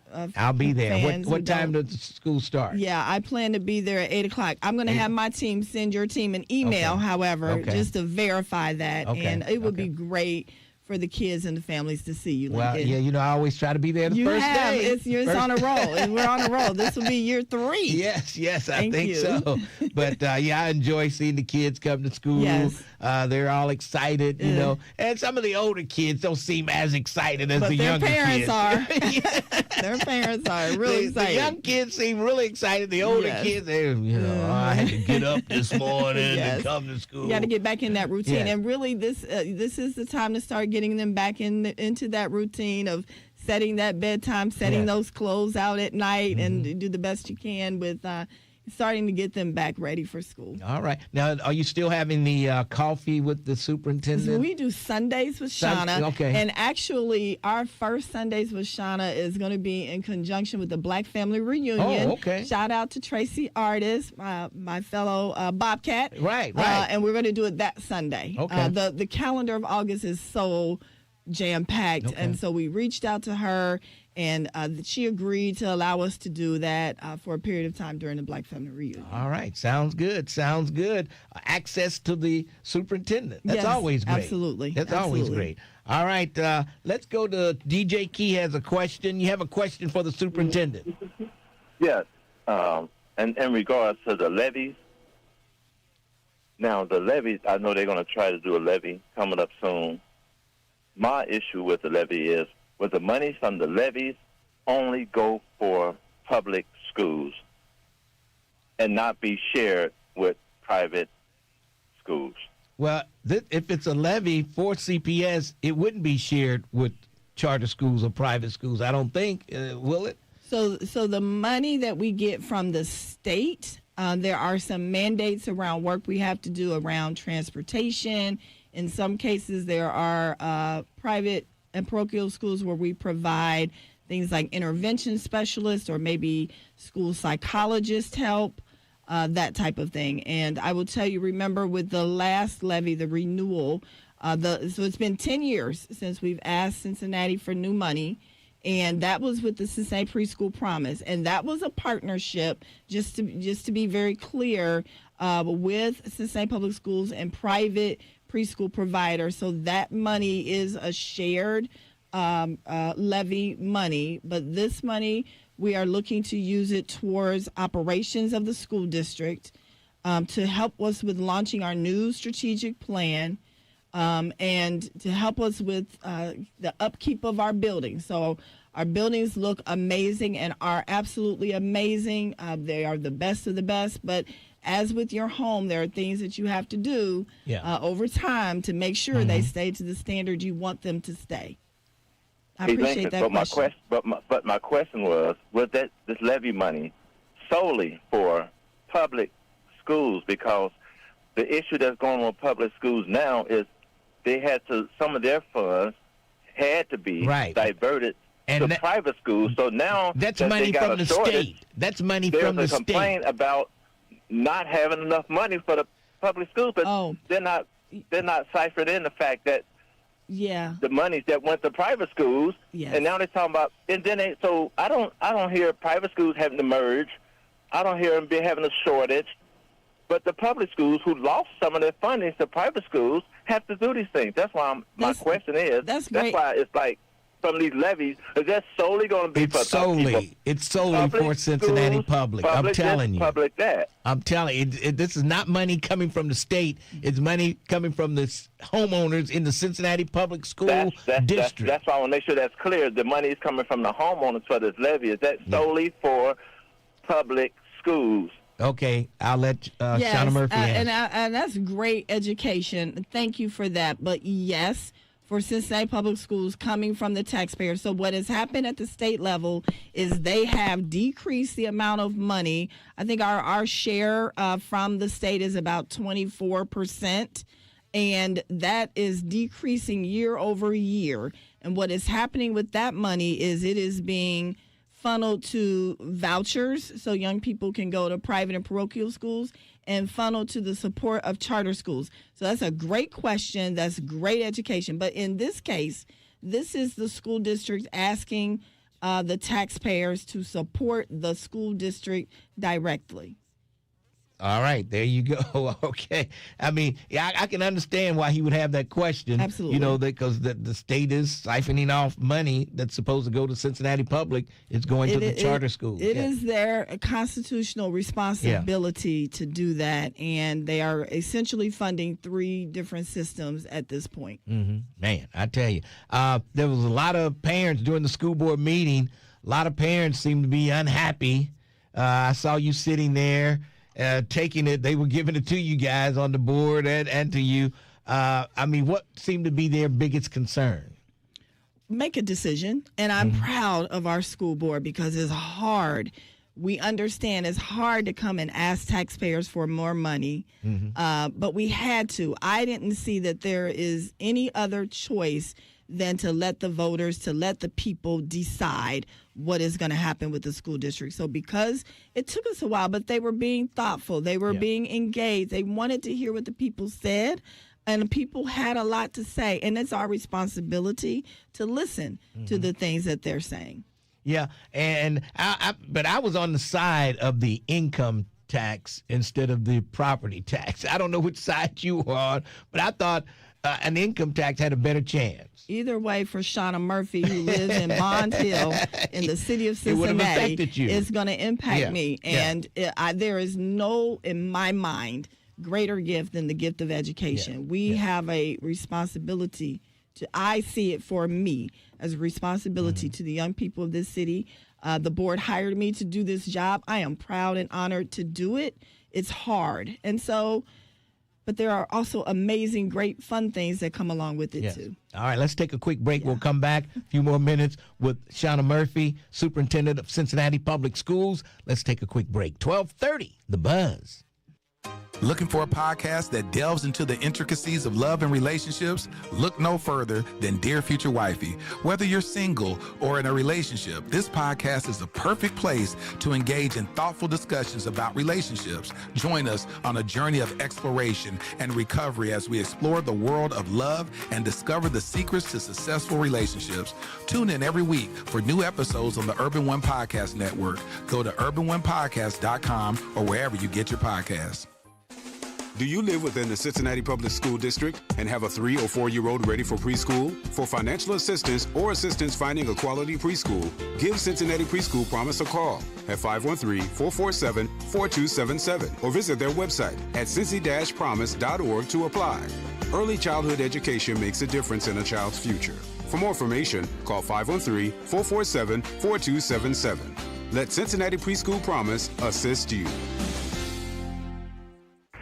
Are you looking for a school where your child can thrive? Discover North Bend STEM Academy, Cincinnati's new tuition-free K-5 public charter school. At North Bend STEM Academy, students enjoy hands-on STEM learning, extended reading and math instruction, caring teachers, and a safe, supportive environment designed to help every child succeed. Free breakfast and lunch are provided, and enrollment is happening now. Give your child a strong start and a bright future. Visit northbendstemacademy.org and enroll today.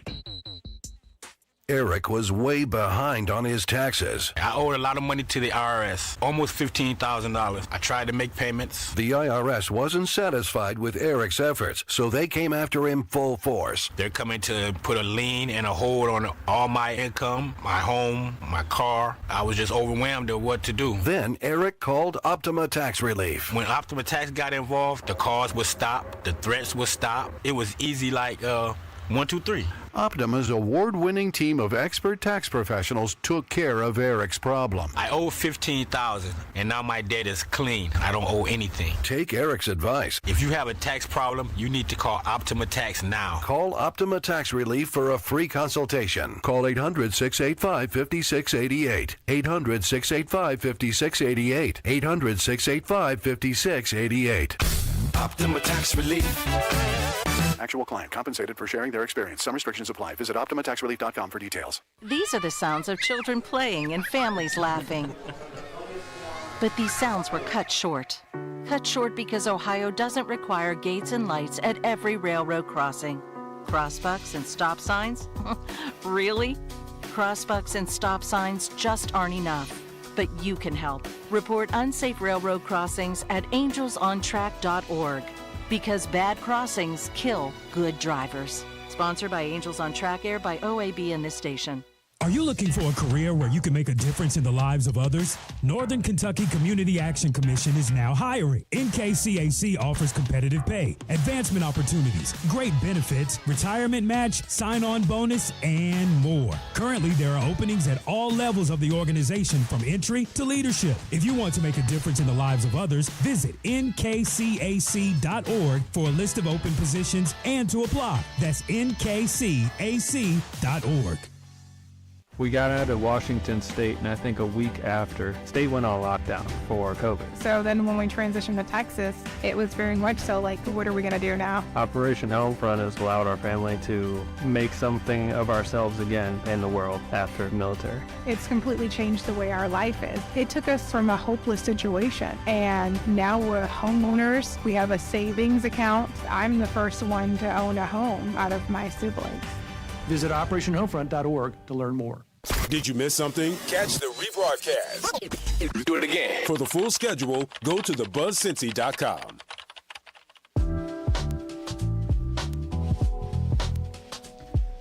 1230 WDBZ, the Buzz of Cincinnati, your talk station. Lincoln Ware with you. Shauna Murphy in the studio. And we only have a few more minutes here. I want to ask you about Fairview School. At the end of the year, there was a whole lot of controversy going on over there. Yeah. I don't know if there's any updates there. Yeah, what I can tell you, I'm happy to tell you, I did get a concern from Fairview's LSDMC chair at the end of May. We had a meeting. We actually had a couple of meetings with myself involved over the summer. And with everybody being gone, for instance, it can be a little challenging to resolve everything. Mm-hmm. However, we did work with the principal to come up with an action plan of our things to put in place for the start of the school year and to get feedback from the Fairview community on. And that is the expectation. Okay. And so, yes, there are some things that need to be corrected, to be cleaned up, to be educated on, and we expect the principal is going to implement those things even as we start day one. Okay, sounds good to me. Let's see, we got time for maybe one more quick call. Pharaoh, you have a question? Yes, I wanted to ask Ms. Murphy a question. Yes, sir. Ms. Murphy. Yes, sir. Lincoln Ware said a few weeks ago that the Cincinnati Public Schools were looking for black male teachers. And I want to ask you why. Why Cincinnati Public Schools is looking for black male teachers? Yes. We always want to put adults of color in front of our children of color because we understand that research talks about the impact people of color have on young people of color. There are some young people who go through their whole course of study and never having had a person of color instruct them. And it's important to us that that's not the case for Cincinnati Public School students. So if you know someone, I know that we're continuing to hire intervention specialists. I want to make a couple of statements. Quickly. What I'm saying is that if you have the black male teacher there, what authority does he have over these children? I've been a Cincinnati public school teacher for years, and the black male teacher has no authority over these children. When they do what they do, when they jump up in your face, call security. You have no ability to deal with them. And if you're talking about the image that black males represent in front of these children, it goes back to the curriculum also. What about the curriculum that enhances this or that and telling them about who they are and their contributions? There's no mention of that. So those two separate issues that I wish you would address. All right, Pharaoh. Thanks for your call. I mean, authority. You can't hit the kid, But. Well, I do want to tell him, first of all, thank you for his service to young people. And Lincoln, you and I talked about this before. It's a challenging job, and it's not for everyone. Right. Teaching, for me, is a ministry. It's a calling. And sometimes people have, just like any other field, everybody doesn't have the gift of communication that you have, Lincoln. Everybody cannot get on this microphone and balance the colors, balance the commercials, the timing, listening to your producer. It's a skill set. Same thing is the case with teaching and learning. It's a skill set. And it takes development, and it takes learning, and it takes time.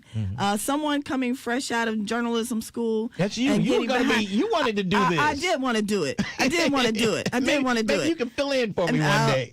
How about, can we co-do something one day? Maybe for about an hour and a half. I don't know. But you understand my point. And it does take a certain level of patience, especially in 2026 with the young people of today and the things that they are interested in and the things that they're attracted to. You got to bring all of those things, all of those dynamics to the classroom in order to have a successful classroom. Okay.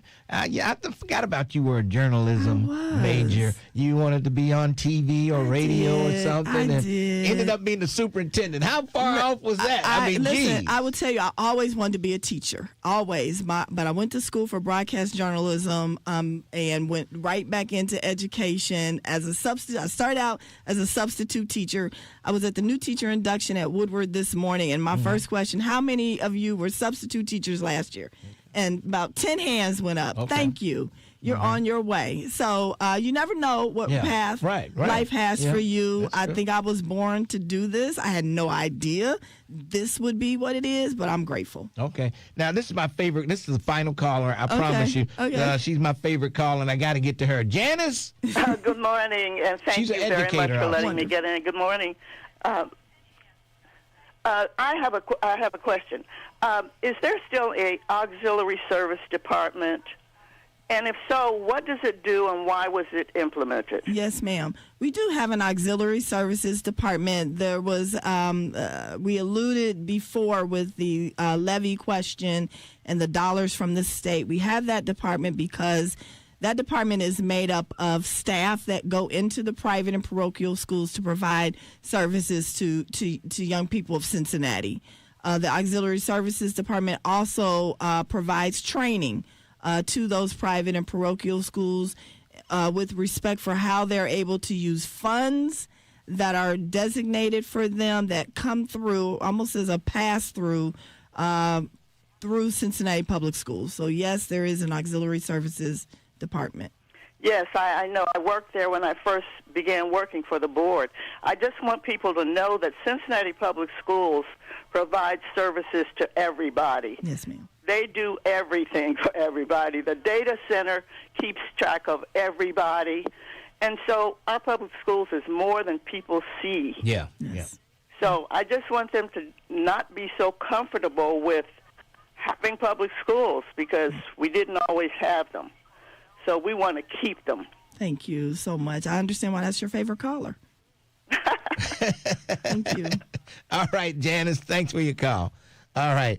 Thank you, Shauna Murphy. My pleasure. Thank you, I know you got to get to Lincoln. UC where you working and you got the principals over there in training. That's right. The Principal Institute in partnership with the University of Cincinnati. Again, grateful for the partnerships. Cannot do it without our good partners. All right.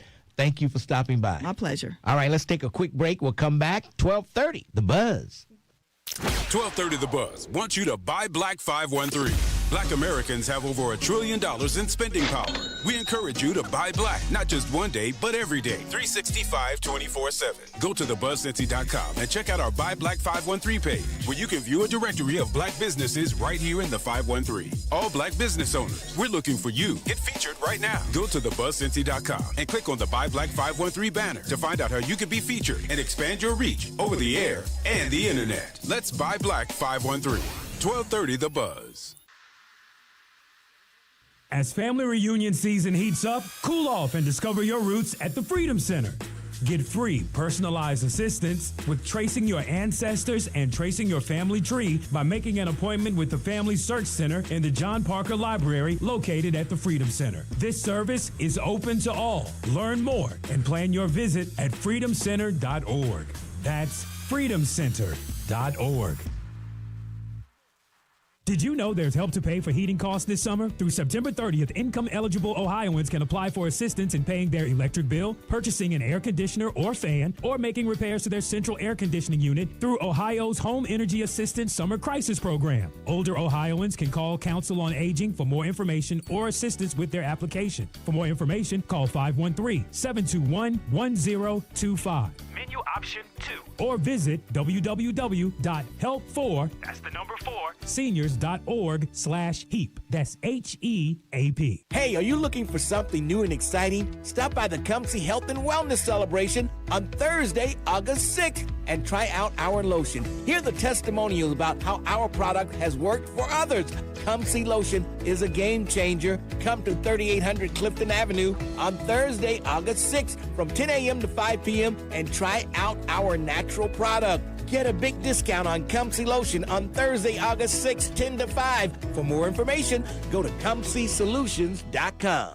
The American Red Cross has declared a national blood crisis. Some critical blood types have fallen below a one-day supply. The situation is especially dire for type O blood. 51% of African Americans have type O blood. Join us for the Buzz and Black Family Reunion Blood Drive at the Corinthian Baptist Church, Thursday, August 13th from noon till 6. That's Thursday, August 13th from noon till 6 at the Corinthian Baptist Church. Visit redcrossblood.org to schedule your blood donation appointment. If you owe money to the IRS, did you know they have the power to garnish your wages, levy your bank accounts, or even put a lien on your home or business? Scary stuff. But here's some good news. Optima Tax Relief can help end this nightmare. Optima specializes in real solutions and real relief by dealing with the IRS on your behalf. They're experts in taxpayer assistance programs that can save you thousands if you qualify. Optima is the #1 tax resolution firm in the country, and they've helped resolve over $3 billion in tax debt for people just like you. Their team of tax experts will fight to get you the best possible outcome. Don't wait any longer. Get the peace of mind you deserve. Call Optima now for a free consultation. Call 800-569-4435. 800-569-4435. 800-569-4435. Optima Tax Relief. Some restrictions apply. For complete details, please visit OptimaTaxRelief.com. Jobs for someone with autism. Programmer. Teacher. WIN by Autism Speaks helps businesses lead the way in inclusive hiring. How about a healthcare worker? To learn more, go to autismspeaks.org/win.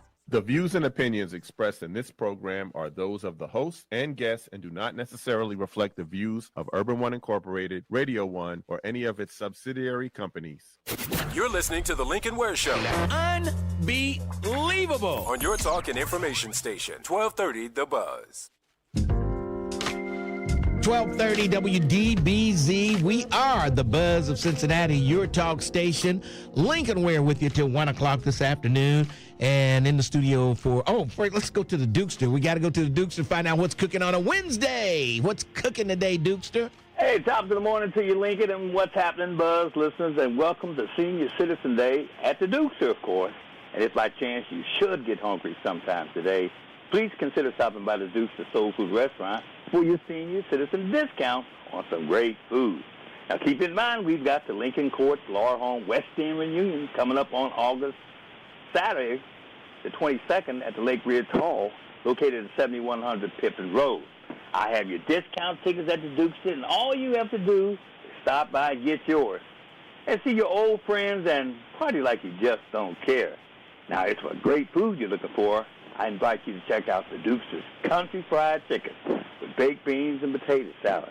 Or come on by for our grilled or deep-fried cod fish with macaroni and cheese and coleslaw.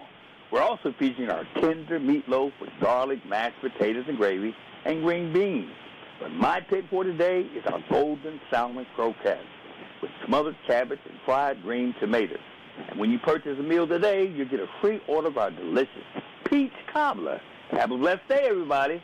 We'll talk at you later, Lincoln. All right, that's the Dukester right there in the Summit Plaza on Reading Road. All right, in the studio with me, Tierra Powell and Andrew Williams. And Tierra, when I see you with Drew, I know there's some issues going on somewhere. There's some problems. Stuff. Yeah, but before I get to the issues, if I come through, I'm always talking about Habitat. I have a job that I absolutely love. I seen some of the Lincoln Ware folks on my post when I posted with my hijab at the mosque. Yeah, I saw you that. I said, Assalamu alaikum, Tierra. I was trying to make Brother James Muhammad proud of me. So I was at the mosque. And so part of what I've been doing is engaging with a lot of different faiths since I do the faith and government relations for Habitat for of Greater Cincinnati.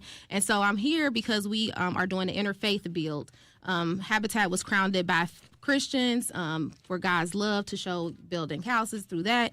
So we are doing an interfaith build September 23rd and 24th. I need people to go to the HabitatCincinnati.org website to register to sign up if they are interested. We just really are trying to show that housing is important to all of us, regardless of our religion or of our background. Everybody needs housing. It is a very hot topic and issue here in the tri-state and across the country. So we need everybody's help, whether you want to come out to volunteer to help build at the house, provide lunch, or do a small donation. Every dollar counts. Make sure you go to the website or hit me up.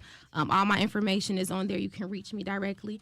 We do have a whole team for people who are interested. If you want to sign up to partner with Habitat to receive a home, that is not my job. So if you send me a message, because it happens every time I come on here, I will direct you to somebody else. I particularly do the faith and government relations. So if you want to help with the interfaith bill, please reach out to me. All right. Now, what are you really here for today?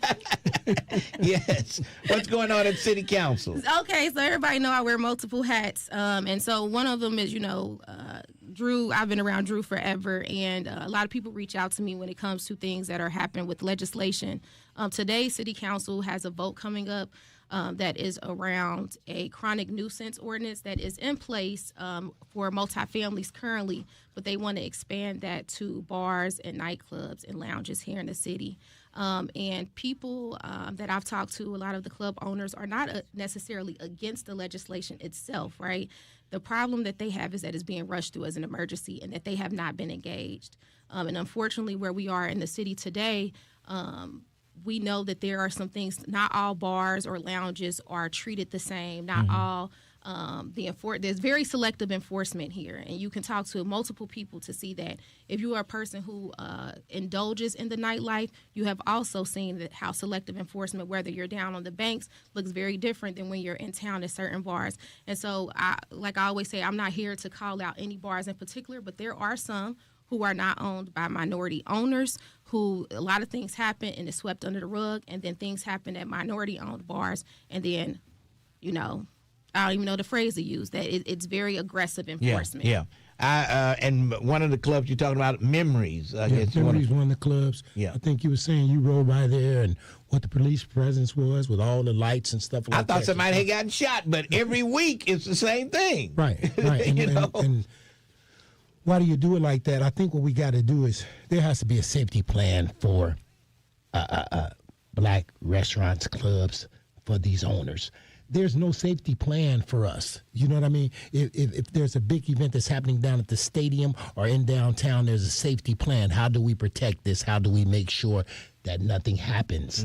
That has to happen for bars and restaurants as well. We can't be ignored when it comes down to safety. Right. You know, and then when you start passing these ordinance, but the only places that are being shut down off these ordinance are black restaurants and clubs. Yeah. So I think, we shouldn't use legislation to target particular groups of individuals' businesses. So we gotta come to the table and come up with solutions to these problems. We can't live in a city that's viewed as black clubs are bad. Black businesses are bad. That's not the image that we want to put out there.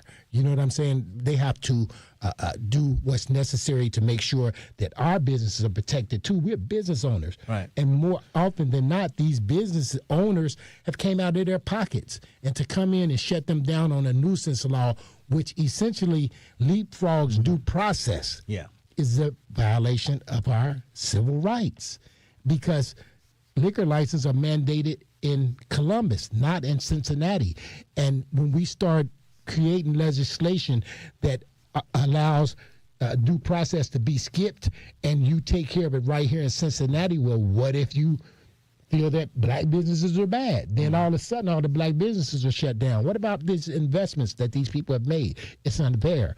And we got to come to the table before you change legislation that's going to profoundly affect black folks 90%. So they're going to actually vote on it today. So it could if it passes today, it's over with. Yeah, if it passes, it'll be an emergency ordinance and it'll go into effect. And I think part of the issue, again, is that one of the things that people are going to ask for today, because there'll be a lot of people at public comment, is for them to actually gather and publish the enforcement data. I think to Drew's point, when you look at bars and lounges that have been closed for different things, you can see that there's other bars who are still open who had those same exact issues.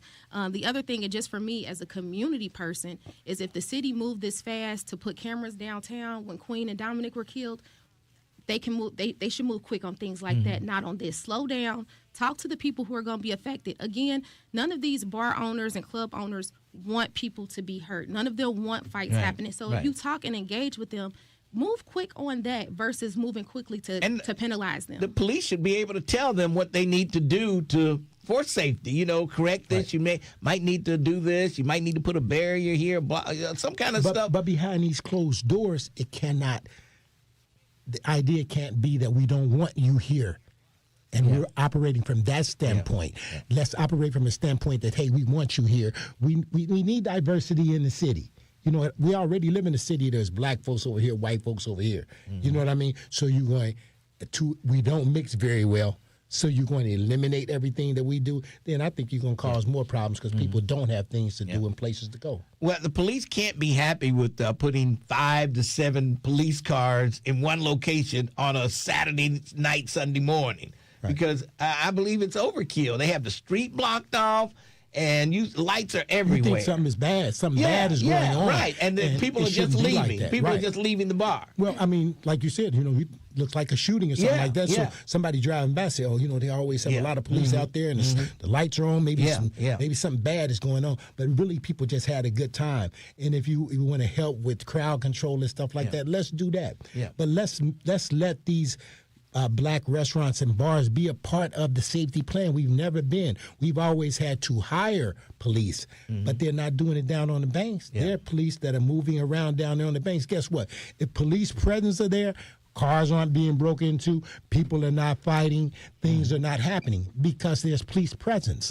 Police presence can cure a lot of this. So why don't we come to the table to find out some solutions rather than coming up with an emergency ordinance that ultimately violate our civil rights and, you know, close our businesses down and we have nothing. This is how we feed our families. So you want to try to get people to come down to City Hall today at 1:30. Yeah, and I know it's always short notice and it's in the middle of the day, but I think that people have to realize that if this is truly about public safety, then there needs to be collaboration on both sides. Pushing through an emergency ordinance is not collaboration. It's not engaging those business owners. It's not engaging the people that are absolutely going to be affected. And again, to me and to others, this is not an emergency that absolutely needs to be pushed through today. I mean, maybe when the person was shot in their face inside of Somerset, maybe it would have been an emergency then. But again, you haven't heard that since it happened. That was not run over and over because the media plays a big role in that. We have not heard about that since it happened.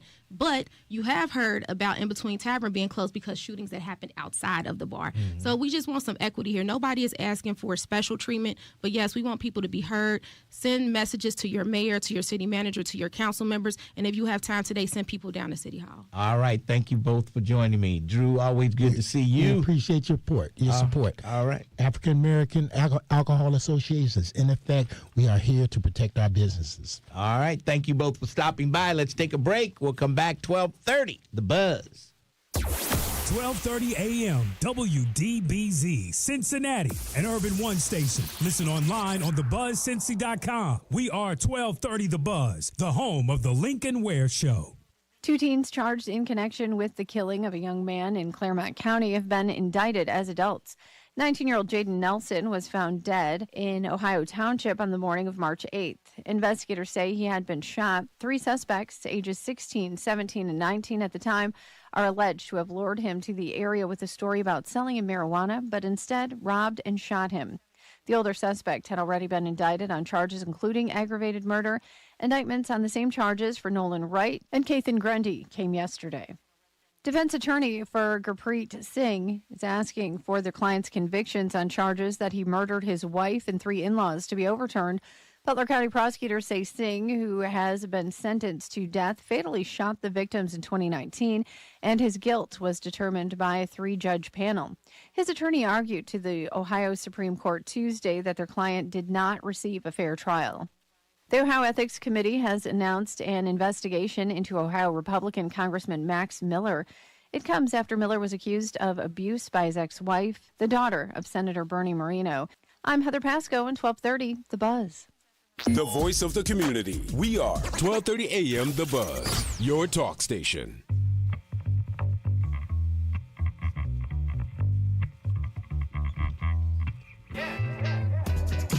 1230 WDBZ. Tighten up with Lincoln Ware on a Wednesday afternoon. And let's see, we got some callers. We're going to get to callers. Then I've got Leonard Lewis from Come See Lotion. We'll talk to him. I'll be doing a live broadcast tomorrow over at the Seventh-day Adventist Church. And you have some special deals on Come See Lotion for you tomorrow from 10 till 5. 10 to 5. I'll be there from 10 to 1. All right, DJ Key, you had a question. The guests are gone. I had to move them out, but what was your question? Well, it's really more of a comment. When you spoke, that's not. I can't use that one. That's too much. Yeah, thank. When you made a comment about how many police officers you can put in certain areas, you remember when I spoke to you some time ago, I called and I told you I was down on Main Street, and there was at least 20 police officers. No, I don't need the gas. I need the screws and the gasket. Yeah. When I spoke to him, I said about at least 20, and it was like 3 cars, and this what was bothersome. It was guys out there, because they live there. They was out there sitting at a table, and I'm telling you, it was 7 standing exactly so close to them, trying to be intimidating. Yeah. And they were standing there, and they were doing it purposely. And then on the other side, of the street, it's like 5 here, 7 here. On the other side of the street, there was like another 7. I'm saying there were 3 cars down. It was not that many people on the street at the time, and I did take pictures of it. And I told you if I had your email, I would send them to you, but we can get around to that. But I took pictures of it because it happened more than once. Yeah. And if they can do that, just recently they got up in Walnut Hills, they run around breaking in cars. I still have yet to see a police car sitting up in that area. Yeah. Being a deterrent. And they just talk. I remember down on... Well, normally they don't go back after they've hit a place. Right. It's just a while before they go back there again. But the thing is, still it comes through there at night and just drives through. Yeah, that's true. That gas station down on Liberty, they put a fence up and everything. But I remember they used to set a police car right there by that church, and even if there was no one in it, they would set that car right there. Yeah. And I don't know whether that's a good idea, just to leave a police car down in an area like that nobody's in it. You come back. But the thing is, but guess what? They may think they're being recorded because it's a police car. I don't know. They would probably break the windows out. Well, if you left the car like use that for instance that they do set vehicles and they do set people. Officers in areas. And so they could, having 20 down there, there wasn't that many people on the street, but they want to protect that area. All right. I got to run, DJ Key. Appreciate your call. Stefan. What's up, my brother? How you doing? I'm hanging in there. You got a guest in there? What's going on? Yes. Go ahead and say what you got to say because I got to get to Leonard Lewis. No. I'll call you back. I wanted to talk to Drew and them. Okay, they're gone, but call me back before 1. All right. Okay. All right. Okay. In the studio with me, none other than Mr. Come See Lotion, Leonard Lewis. How you doing? Welcome to the show. I am doing fine, Mr. Ware. Thank you for the privilege of coming on your show. Well, you're one of my favorite Jamaicans. You know that. Thank you. All right. And speaking of Jamaica, Come See Lotion comes from Come See Jamaica. Yes. Is that right? Yes. All right. So I have go ahead. Some important statistics before I get to my main program. Oh, you got a program. Know, okay, go ahead. Go ahead. Here in America, twice as much is spent on an individual as other industrialized countries. I believe it. Pain medication, opioids. 80% of opioids manufactured in the world is used in America. 80%.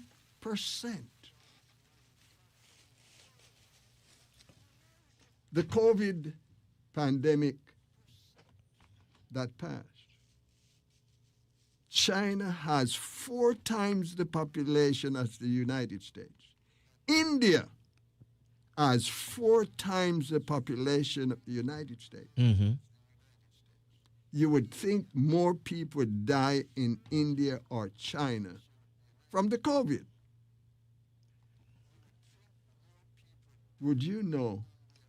More died here in the United States. 10 times more people died from the COVID in the United States. That's crazy. Than in China and India. 10 times. That's crazy. Where did you get those stats? Out of the computer. Okay. Okay. History of, on YouTube. Okay. Why so many people die in the United States from COVID? Medication. Mm-hmm. The immune system is totally destroyed. I am from Jamaica, Lincoln. Oh, yeah. I never would have figured that. Let me say this. I have a friend of mine that tripped over going to the outer house and broke her ribs. Oh. I have so many people with simple fall, trip over a telephone wire, broke the ribs, broke the knee. You know why? Why? Weakness. The immune system is destroyed. And I fell in Jamaica off trees. Didn't break a bone. Mm-hmm. Here in America, I was working on my house. I fell off the ladder. And when I went to the doctor, he said there's just a hairline fracture. Really? We take too much medication. That's what destroys our health. The nursing home is filled with individuals whose immune system is out of whack. Yeah. I mean, we take a lot of pills, that's for sure. It's a lot. But, you got cholesterol. You got to take a pill for your high cholesterol. You got high blood pressure. You got to take a pill for your high blood pressure. You mentioned high cholesterol. Yes. Nobody should need to take a pill for high cholesterol. Why not? Just change your diet. Okay. Yeah, that's true. 91 million Americans on high cholesterol medication. 91 million. Some of the nursing homes you go, over half the patients on high cholesterol medication. Yeah. Move up and talk into the mic. Yeah. And would you know, I have a friend of mine was in Good Sam Hospital a few months ago. Okay. Pain all over the body, and they couldn't find out the cause of the pain. It was high cholesterol medication. Now she's home and well. That is that I want to tell you about the statistic that is killing the nation. Yes. Of late, I've heard on your show, too, people criticizing the government where health care is concerned. The state is wonderful. Half of the budget of the state goes to Medicaid. Medicaid and Medicare. You're right. You're right. Goes to if Medicaid. They're going to cut anything, it's not the sheriff, it's not the working on the bridges. They're going to cut health care. Healthcare. Yes, you're right. I have someone with a wound on the foot that was hard to heal. They air care her to Cleveland Clinic. They couldn't do anything. Cut it off. Air care. It's money. Now, my program tomorrow, Lincoln, I'll have a lot of people giving testimonies. Oh, boy. And I want to say this. Yes. The risk of these drugs outnumber the benefits. Huntington disease, one of the killers for that group of people with Huntington. Yes. They just discovered November a treatment in England. They tried to have it approved in the United States recently. It was rejected. Mm-hmm. They say it would cost about $1 million to treat one individual. They had no treatment, no cure for Huntington. My product reverses Huntington disease. And what they want to charge $1 million for, look it up on the internet, Huntington now disease. You have a stat. You got a blood test of somebody with Huntington disease. I have people with Huntington who and then it after has they use your reversed. product, and then they take another blood test and said, "Oh man, It's not a blood test for Huntington. Well, what is it? Huntington, you shake. Yeah, right. And it stops the shake. They have Yep. to feed you. Now you can feed yourself. Huntington is very easy. Mm-hmm. If it is reversed, you can find it out easy. And you'll see it. You'll see Yes, it right there. yes, The but shaking will stop and everything. Their treatment, Huntington's neurological, the one you see on the YouTube, Mm-hmm. they put 6 needles to the center of your brain and put some stem cells there. And what happens? It slows down the progress of the disease. Mm-hmm. It doesn't reverse it. Right. My product reverses the disease. Oh boy. A lot of things. In your opinion only. We'll be testifying tomorrow. I have a lot of people. I Okay. have some more vendors. I want to hear from the people that were Yes. shaking, and then they use Comfy Vendor- lotion, and they stop shaking. Now, people will testify that they know of people who have. Yeah. I have gentleman, his Yeah. brother had Huntington. He used my product, Yeah. stopped shaking, hadn't walked. He was walking, had to be fed. He could feed himself. Okay. You know, but those are things that we have to look onto. They go Yeah. to the nursing home. They give you physical therapy. They give you speech therapy, all this, and you get worse and worse. My product, I've seen people have a stroke, Lincoln. Go there, put the lotion, stand them up. They begin to stand up, begin to walk, and go home. Okay. So tomorrow I am asking these people to come. It's a shame that people in the nursing homes are not being visited and helped by their relatives. Last night, yesterday evening, I was at this nursing home. Yes. And this lady, I put the lotion on, and I said to her, "Do you have anybody come to visit you?" Nobody. She said, "I went downtown to the music festival or whatever was there. Yeah. My friend in Dayton comes down here once a month to visit me. She took me. My mom comes to see me twice a month. No brother, no sister." Yeah. We neglect the people in the nursing home. Well, I tell you. And that's where so many of us are going. What is the address of the Seventh-day Adventist Church? What's the name of it? 3800 Clifton Avenue. It's very easy to find. Coming Is up it 3800 Clifton? 3800. Okay, 3800 but Clifton. from Spring Grove, from the Kroger on Mitchell Avenue. If you go up Clifton from there, it's the first church on the left. Right, 3800 Clifton Avenue. 3800 Clifton Avenue. I'll be there from 10 till 1. And what's the deal on the Comfy lotion? You got some special prices for people? Just about half price. Oh, okay. So how much do they get for one, or do they buy two? What's the deal? No, buy one it'd be $15. Okay, buy two? Be $25. Okay, all right. Not bad. Not bad. I have a lot of people. I have a gentleman, yesterday he called me. He said, "I need the lotion." And I said, "I'll have a sale on Thursday." I said, "I need it today." He couldn't wait till Thursday. He came and he said, I may be there Thursday, but I have a lot of people, Lincoln, that when it comes to this product, it's like A miracle. Yeah. It's a miracle to them. I'm going to give Miss Louise some of this Comfy lotion. She's been moving kind of slow, Miss Louise. You know her? Yeah. Miss Louise? Okay. I deliver it to her. She said, okay. Your wife calls her every day to see how she's doing. Yes. And she buys the lotion. Yes. I take it to her, and her healthcare worker there puts it on her. Yes. And she says she couldn't live with it. Now, my mother-in-law uses this, and have you ever seen her dance? When? She uses this Comfy lotion. She's out there dancing like I don't know what. Yeah. It works. It improves circulation. It builds your immune system. Most of these medications people are taking today slows down their circulation, and that destroys their immune system. Comfy lotion improves your circulation. All right. Lincoln, at my age, to fall and not have a broken bone is a miracle. Yes.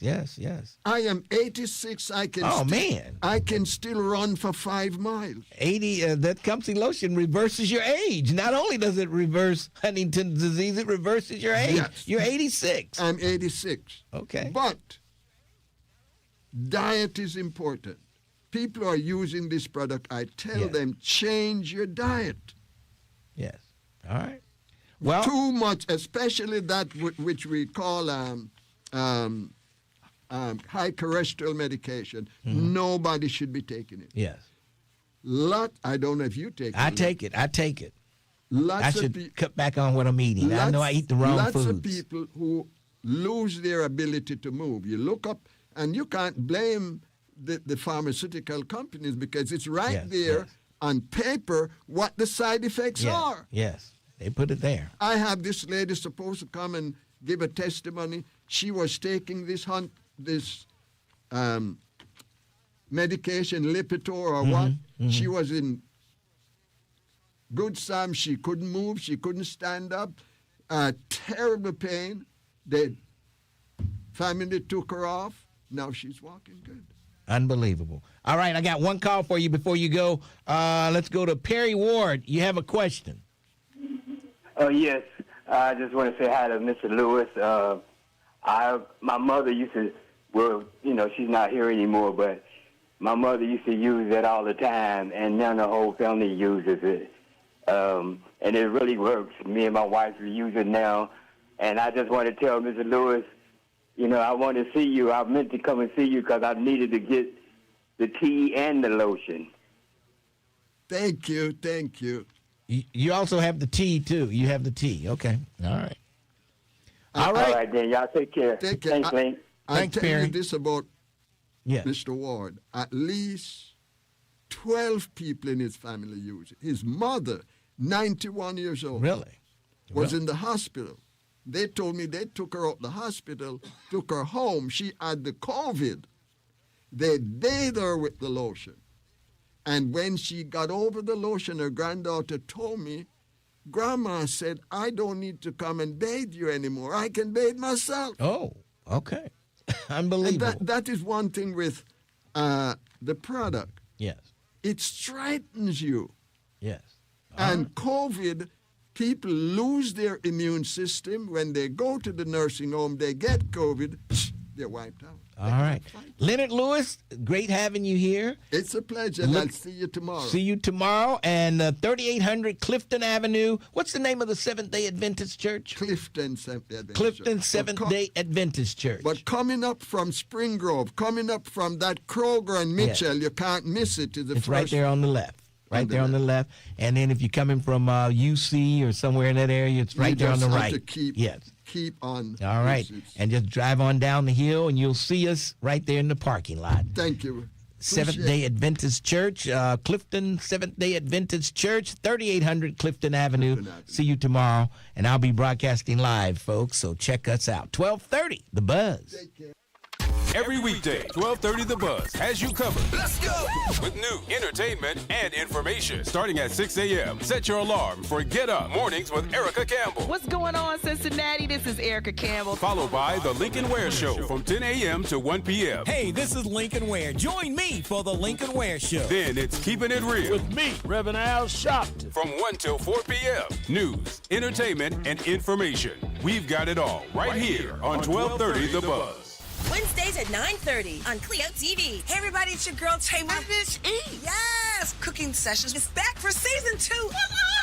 Extravagant. Brand new kitchen. Oops, there it is. Brand new recipes. Ooh, all the seasonings. More flavor. You did that. I stuck 2 toes. Yep. More fun. Did I do that? Shake, shake, shake. I know I'm entertained. It's off the chain. Y'all ready to go? Cooking Sessions with Tamar and Miss E. All new tonight at 9:30 on Clio TV. Set your DVR. Council on Aging is celebrating 55 years of service to older adults, people with disabilities, and caregivers in our community. When you need help for yourself or an older loved one, contact Council on Aging for unbiased advice, information, and connection to... Oh.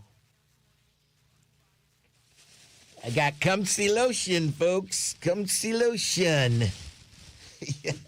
I've never seen so much cum in a bag. Oh, jeez. Oh, boy. Am I right, Jerica? Oh, boy.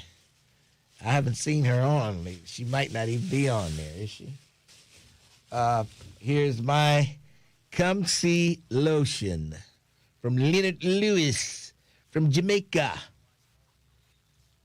Yes. You got to hold it in front. There you go. Oh, that's right. I was holding it in the wrong place. I forget about this camera. I'm looking down here. Yes. Okay, man, we're way behind this morning. Jeez. Yeah, I had a little problem with the winter. I had to go and try to get Sonny's help. Oh, okay. Yeah. So that kind of. How long ago was that winter? Gee, we haven't had a contest and I don't know when. It was for the Sky Soul Festival. Oh, okay, okay. And he had an issue getting his tickets and how to open up the. He says, I'm in my 70s. I don't know what I'm doing. I can feel his pain. I was like, okay. I can feel his pain. I'm just gonna get her to call you, man, because Somebody sent me some tickets to the Reds, and oh God, they sent them to the Major League Baseball app, and then I had to go to the app, and then I couldn't remember my password, and I couldn't. They wouldn't. Then I hit forgot password, but they never did send me the link for the new password. Hey, God, or maybe they sent it to another email address. No, they sent it to me. It was to me. I just couldn't get my end right. The tickets were there. Oh. Leonard Lewis is 86. Why, you don't believe he's 86?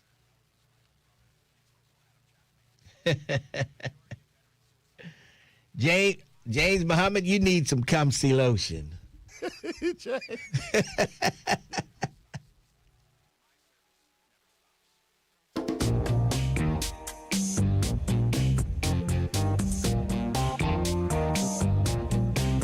1230 WDBZ, the buzz of Cincinnati, your talk station.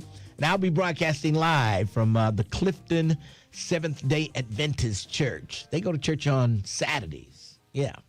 They go on Saturday. They don't go on Sunday. Yeah. So some of my best friends are Seventh-day Adventists. Let's go to Doug Springs. Doug Springs, how you doing today? Fine, Lincoln, fine. I'm going to hit on 3 quick things. First, I listened to the radio this morning, and people was calling in as if racism doesn't exist. And, we live in a country, a state, a city that has long history of racial discrimination. We know that there were black laws made specifically against black people. We know that racial discrimination happens in housing, sports, military, everywhere. Yeah. Right. Big business, law enforcement, education, jobs, small business, government, city, state, and federal, in the media, in history, and in medical services. So we know that it exists, but if you haven't experienced racism, you either refuse to see it, you don't know it when it happens, or you're extremely, I'm going to say that again, extremely lucky. Then my second point, Lincoln, I tried to call in with the superintendent, and I want to ask her why come they don't sue the state? Because they keep on telling us that it's unconstitutional to use property tax as the funding for schools. So why come they? I mean, it seems like that would be a win case for them. Maybe they're afraid. Maybe they think they'll take it out on them and cut even more before the suit. You know, how long do you think it'll take that lawsuit to work its way through the courts? I don't know. I don't know, but it's just to me that's just a logical thing to do. And then my last point, Lincoln, Omega Psi Phi fraternity conclave was here a few days ago. Yes. We had over 30,000 members came to the city. Yep. And a part of the plan, I'm finding this out a little late, Lincoln, but a part of the plan was for its members to go into the black neighborhoods and the black businesses and to spend their money. And they did to that. help black people and black businesses. They did that.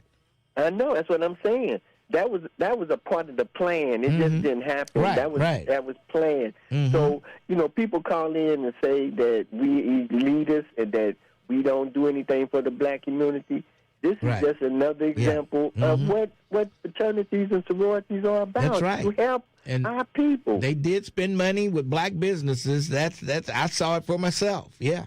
Yeah, so, for those who don't know, and to say all those negative things about the fraternities, sororities, and me as an individual, as a member of a fraternity, it's just hatred. You hate your own people to come up and to say things like that when it's not true.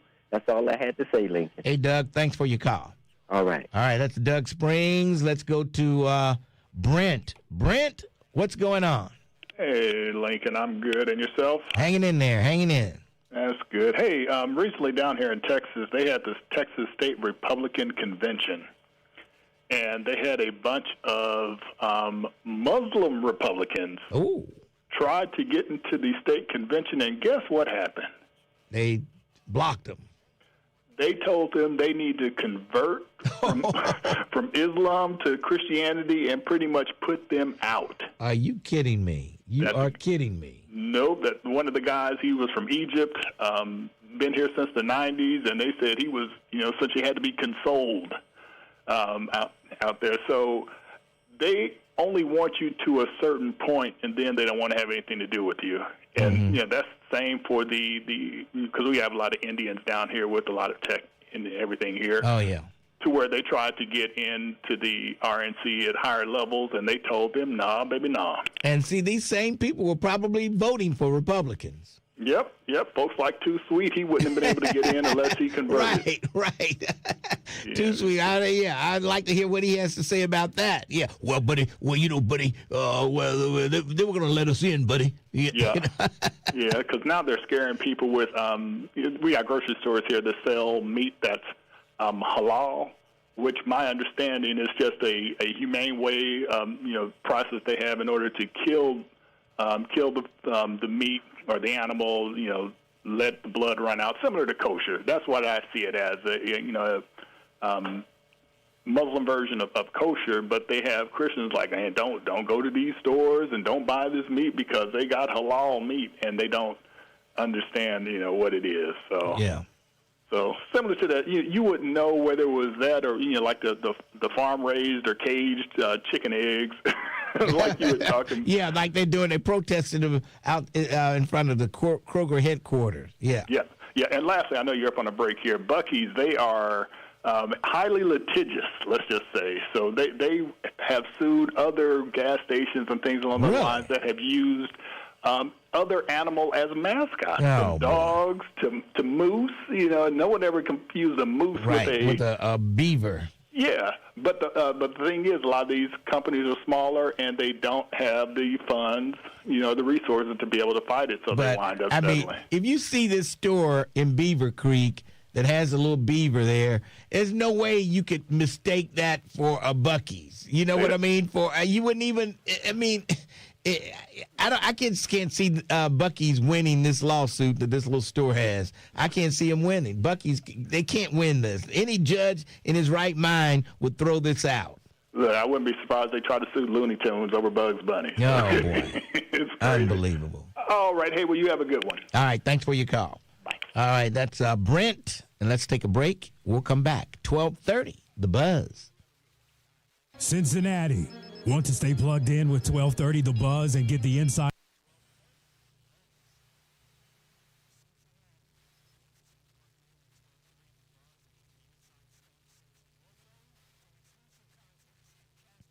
I'm just wondering what's going to happen with Ramaswamy. Right. Because he's a Hindu. Right. Yep.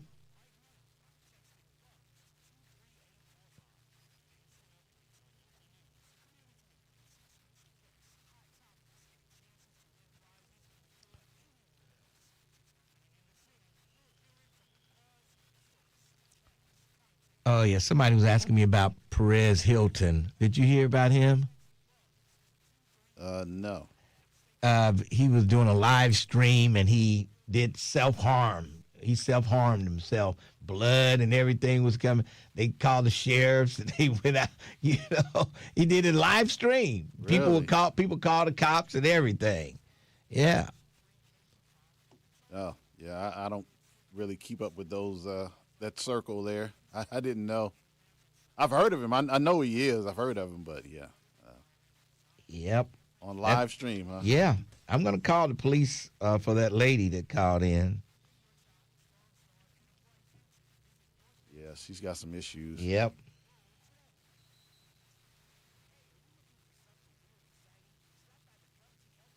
I just didn't have time to call them while I'm on the air because, you know, they're going to ask me 1,000 questions and the break will be over. And, I just, it just would be better to do it when I get off the air.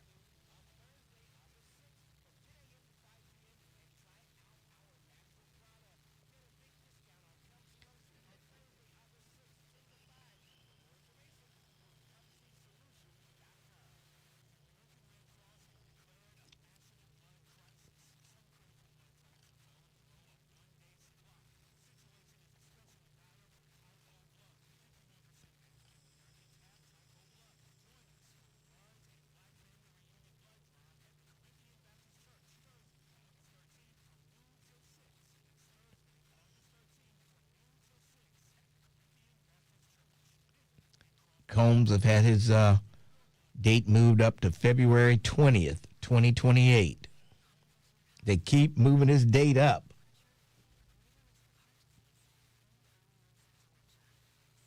Yeah, speaking of come see lotion, huh? Oh, boy. It may work better than baby oil. He should get P. Diddy to promote his lotion. Right. And it would just click. Oh, boy. Unbelievable.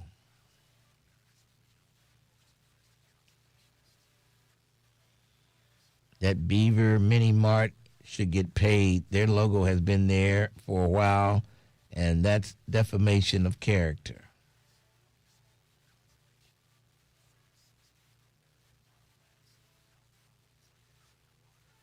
I hear you, Jerica.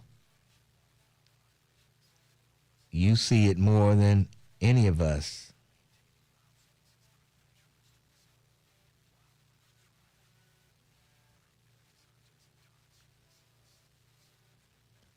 I'm so sick of Tim Heidel and White Liar. You're idiots. You're insane. If you hate this show, you hate the people on YouTube so much, why are you here? Because they like to rile people up. Go away. Just go away. They like Please. to rile people up and get their attention. Jeez. Go away. Thanks for reminding me, James Muhammad, about hot tea, but I don't have time now. The commercial break is almost over. Yeah, you got 30 seconds.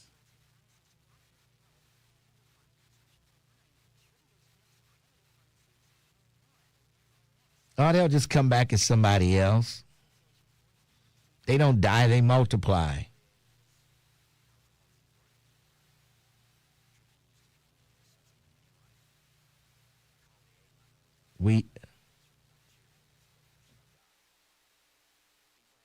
Alcoholics Anonymous.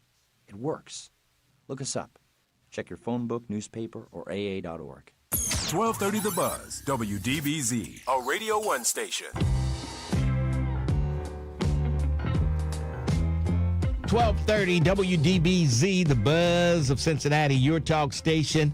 Lincoln Ware with you on a Wednesday. And there's a lot going on around the tri-state, the nation, and the world. Yes, it is. Yes, it is. All right. And Cincinnati is trying to work with the homeowners who were flooded out, trying to work with them to get them back whole again. But they're saying, hey, we need permanent fixes. All this, temporary stuff is not working. It's not working. We need permanent solutions. And the city says that's going to take a long time and a lot of money. A long time and a lot of money. I got a feeling City Hall is going to be very interesting this afternoon. 1:30. The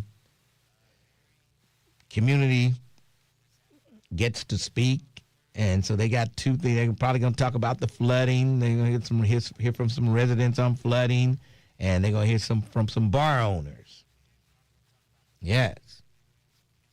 So we'll see. All right, let's go to Al. Al, how are you? Respect, love, and blessings, Lincoln. Thanks for taking the call. Hey, let me ask you a question. Do you think that, like, any of your guests were lied to before they had to come and talk to us? Say that again now? Do you think, like, any of your guests, like the school superintendent, do you think that they were lied to before they had to come talk to the black community? They were lied to? Yeah. By who would lie to them? Their boss. Their boss lied to them. Okay. Well, I mean, lied to them about what? About what they just told us. Oh, boy. I don't know who they talk to before they come in here, and I don't know if they lied to them. They probably don't have to. They know the truth. They're in there in the system. The superintendent would know the truth about what's going on. I was just asking you just to see just your opinion. I mean, I don't know. No, I don't. What I hear. I don't think they lied to them. Okay, let me lie to you before you go in there on Lincoln Ware Show so you can lie to the people when they ask you this.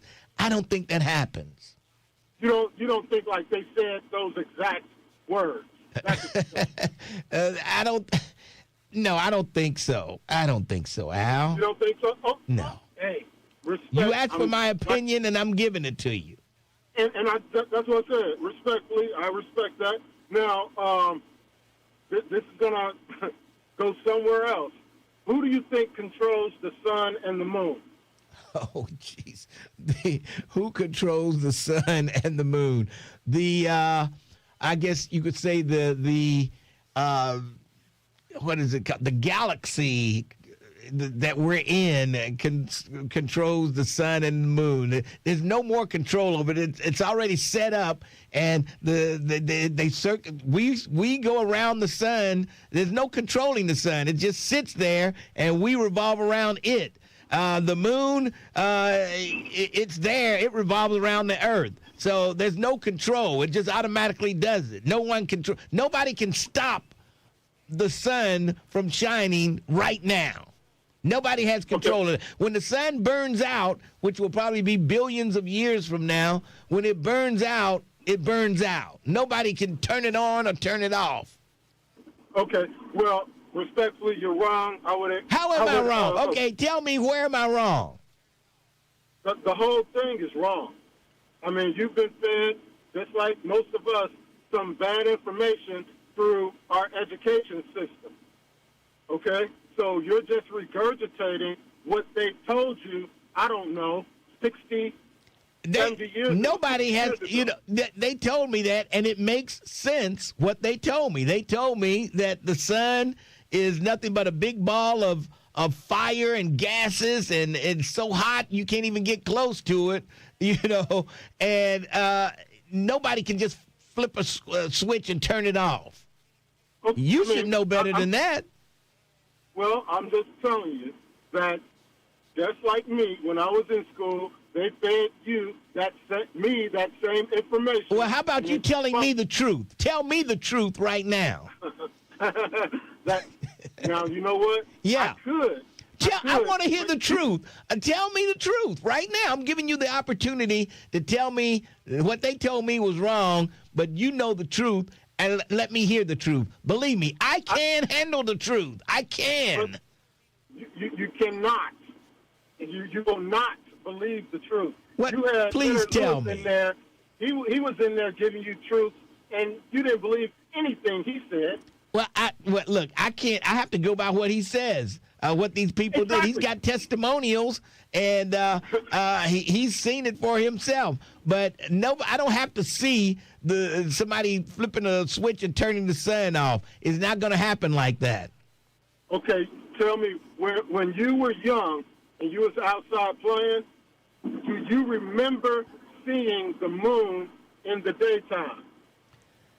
Do I remember seeing the moon in the daytime?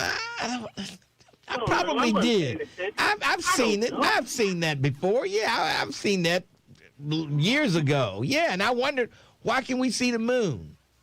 And it was a certain way. I don't know. I can't remember how they explained it, but it's a certain way the Earth is sitting, and how we look.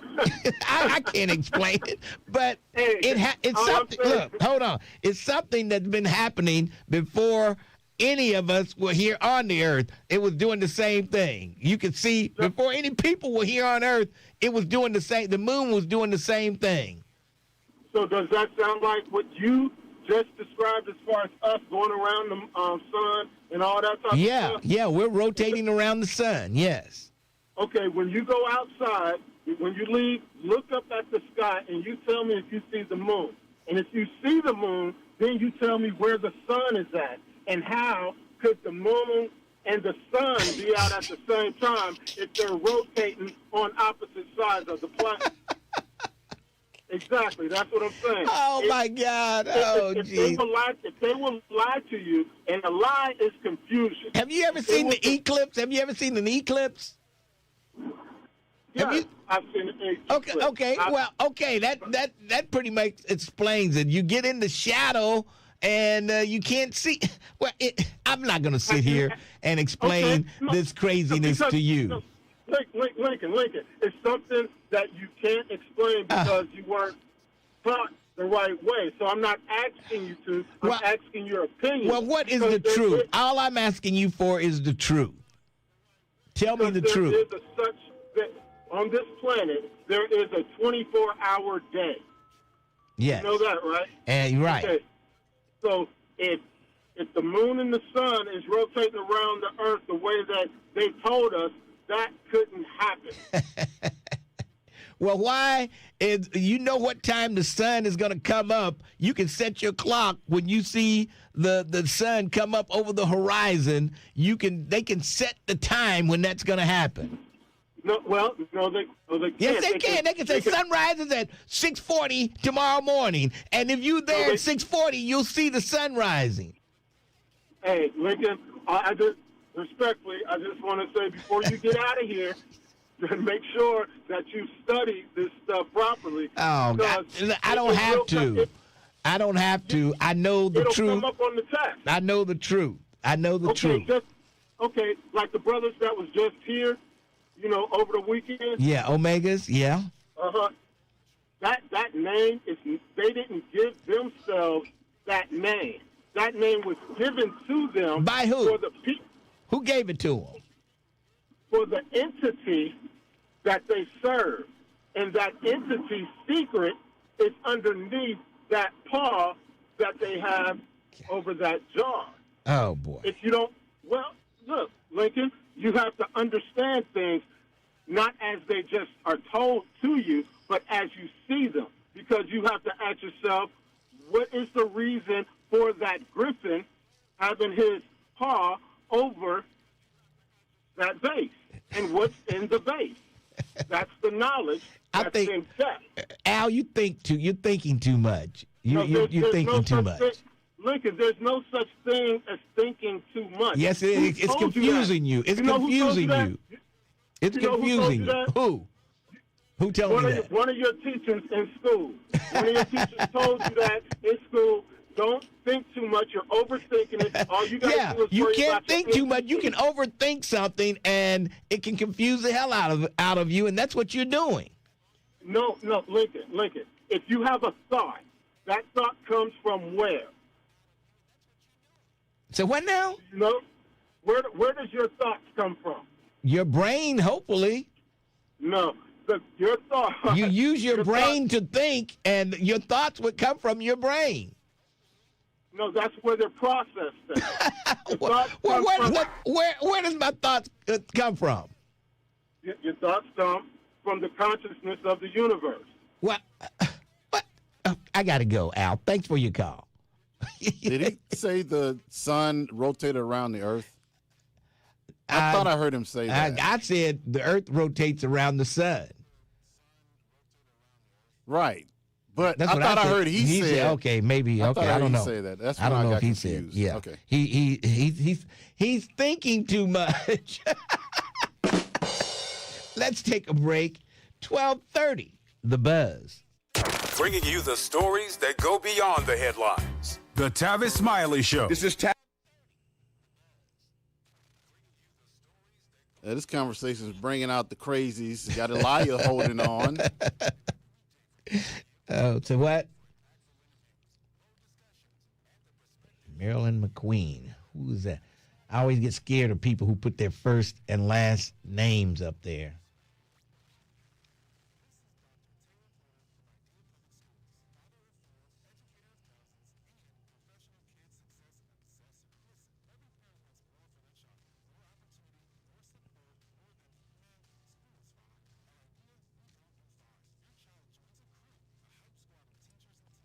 Thoughts come from the mind, not the brain. What?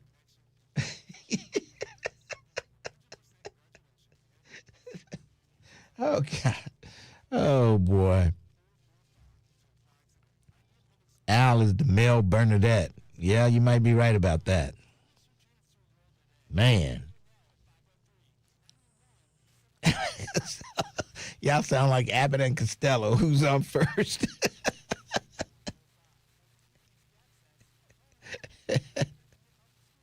She said she knew you, Lincoln. Marilyn McQueen. Okay. Yeah. All right. I don't know. Marilyn McQueen. McQueen. I think I knew some McQueens. I don't know.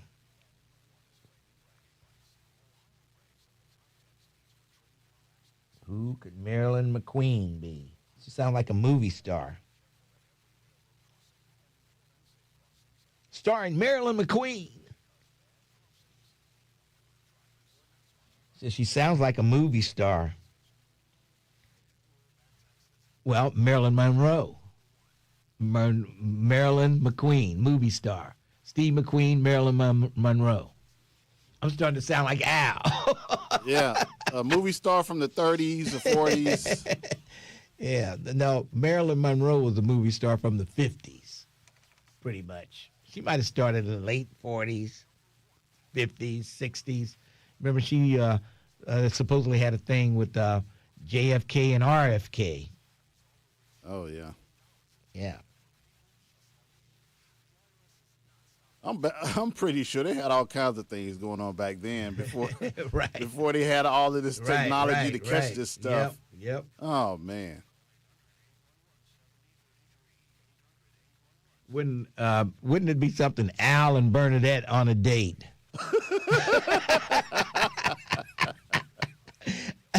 I am the queen. I am the blood. Oh, man. That'd be the longest date ever. The restaurant would have to kick them out. Oh, boy. They wouldn't stop talking. Oh, my God. That would be... Oh, somebody said Marilyn McCoo. Okay. I heard of her, Marilyn McCoo. Yeah. From BET. Marilyn McCoo was from the Fifth Dimension. Marilyn McCoo, Billy Davis Jr.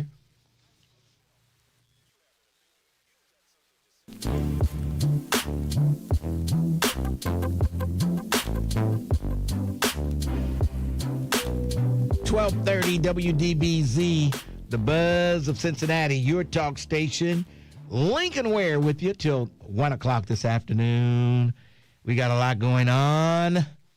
Let's see. Marilyn McQueen is on here. Marilyn McQueen, how are you? I'm wonderful. How are you doing? Pretty good, pretty good. Well, I'm calling today because I am a senior. Well, you've known me for years, and you would know if you saw me who I was. Anyway, okay. I'm calling about the North Avondale, what's going on with them.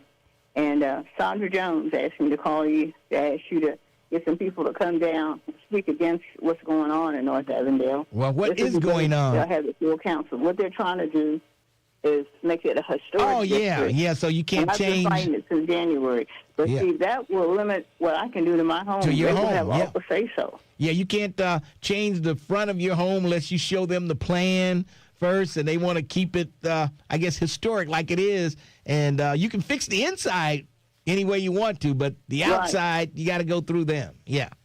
See, but the idea is that my thing is I'm trying to get something in writing that they don't come on my property without notifying me. They've been doing that.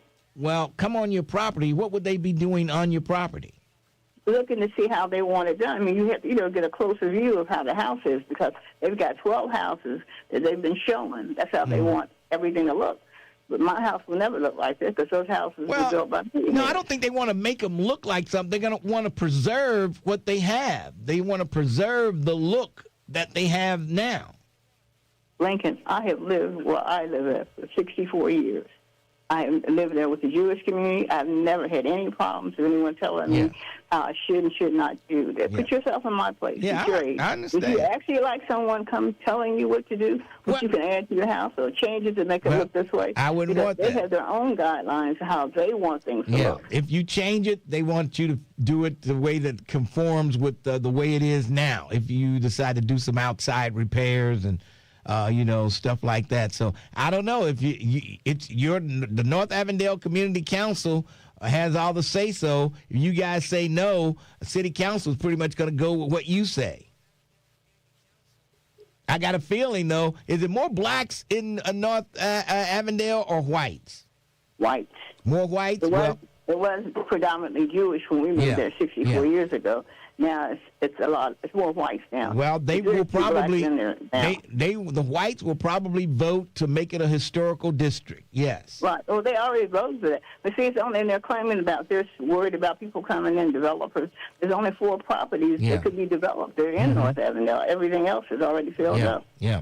Well, at this point, you say they've already voted yes to make it that. I don't know what else you can do at this point. We have been through 4 different meetings. We went to the historic district, the city planning, and 2 meetings with them. Then they had the full council today.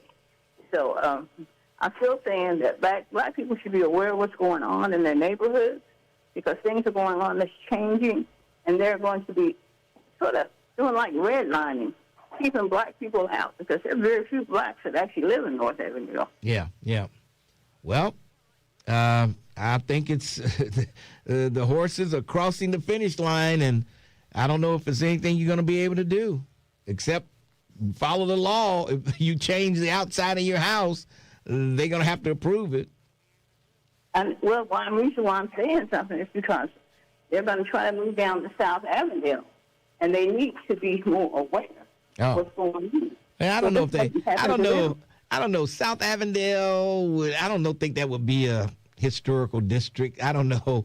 I don't think they have the type of houses that would make it that, but I don't know. You just never know what people come up with nowadays. But I feel your pain.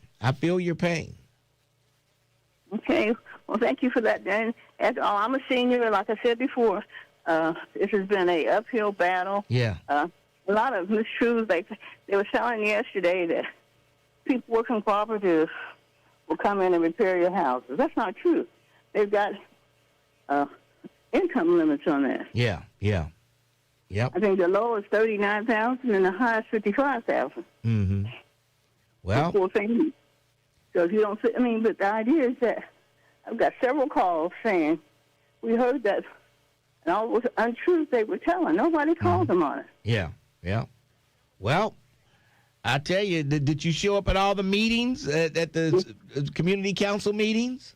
Yes. Yeah. Let me ask you one other thing. You really feel like that city council is helping black people? Well, it depends on who on. You can't lump. I think Scotty Johnson looking out for black people. I think Jan Michelle Lemon Kearney is looking out for black people, and I can't say anything about the rest of them. I don't know. Okay, well, let me ask you a I question. can tell you those two are. Nobody spoke up when the mayor changed the bus stops for people coming from Winton Terrace. They could no longer ride down to Fountain Square. Nobody in city council said anything about that. When did that happen? So wait. That happened 3 months ago. If you live in Winton Terrace, that bus no longer will take you to Fountain Square. This lady got on and told about how her mother was having heart surgery, and her doctor was over in the square, and she had to get off 3 blocks away. She didn't know that until she got on the bus. And the mayor's trying to keep that quiet. Did the mayor do that, or was that sort of? The mayor did that. The mayor wrote to, it was in the Enquirer, and there were several other places. The mayor wrote to Metro to tell them he wanted that bus route changed. The buses were no longer. Well, yeah, they were having a lot of problem with Winton Terrace people fighting at Fountain Square, I believe, and they said, well, we can not put them off right there in the thick of things. They will have the most drunken people you've ever seen in September when they have that festival. Yes, they will. And they'll be fighting and cussing and doing everything else. And won't anything be done about that. All right. Marilyn, I got to run. I appreciate your call. All right. Boy, man, time flies. Tony, you had an issue with flooding. Yes. What's up?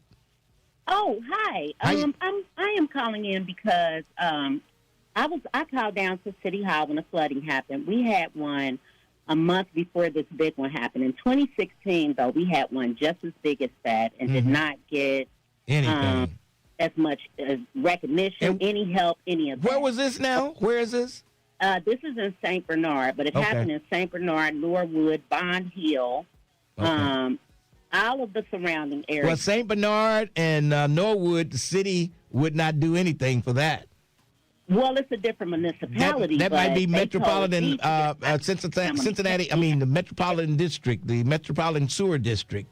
I have two claims in with them for these last two ones that just recently happened in 2024 and 2026, June 18, 2026. But I'm calling to say it is happening all over, and they're talking about Hamilton County is supposed to be trying to get money from FEMA, but it's not enough people saying that they have had enough repairs, rebuilding all that. I have a whole floor that from 2016 that has not been fixed. So what are you looking at, a threshold of money? That Tony, the whole house is destroyed? Hey, Tony, I'm out of time. Can you call me back tomorrow morning at 10? Yeah. And we'll continue this conversation. All right? Okay. Call me back tomorrow. Thank you. Thanks for your call. Tony is going to call me back in the morning, and we'll finish hearing her. Yeah, this happened. This is not just Oakley and Hyde Park area. This is a lot of people throughout the Cincinnati area. News coming up. No, Al Sharpton's coming up. 12:30, The Buzz. 12:30 a.m. WDBZ, Cincinnati, an Urban One station. Listen online on thebuzzcincy.com. We are 1230 The Buzz, your talk station. The views and opinions expressed in this program are those of the host and guests and do not necessarily reflect the views of Urban One Incorporated, Radio One, or any of its subsidiaries.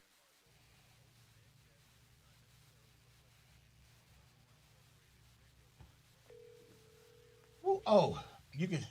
I got it.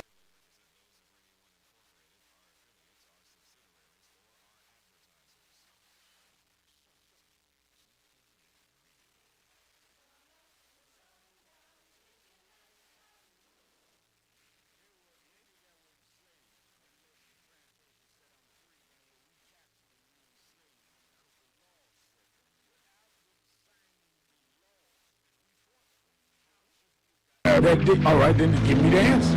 you haven't answered me yet. If you thought it out, give me the answer. Asking the tough questions. Well, see, here's the thing. I called him with a statement. Now you... No, but I'm questioning your statement. You can question mine. You can question any statement I make. You can question any statement. Whoa. You can question any statement I make, but you cannot call here and tell me don't question the statement you make, brother. Fellas gonna work it out.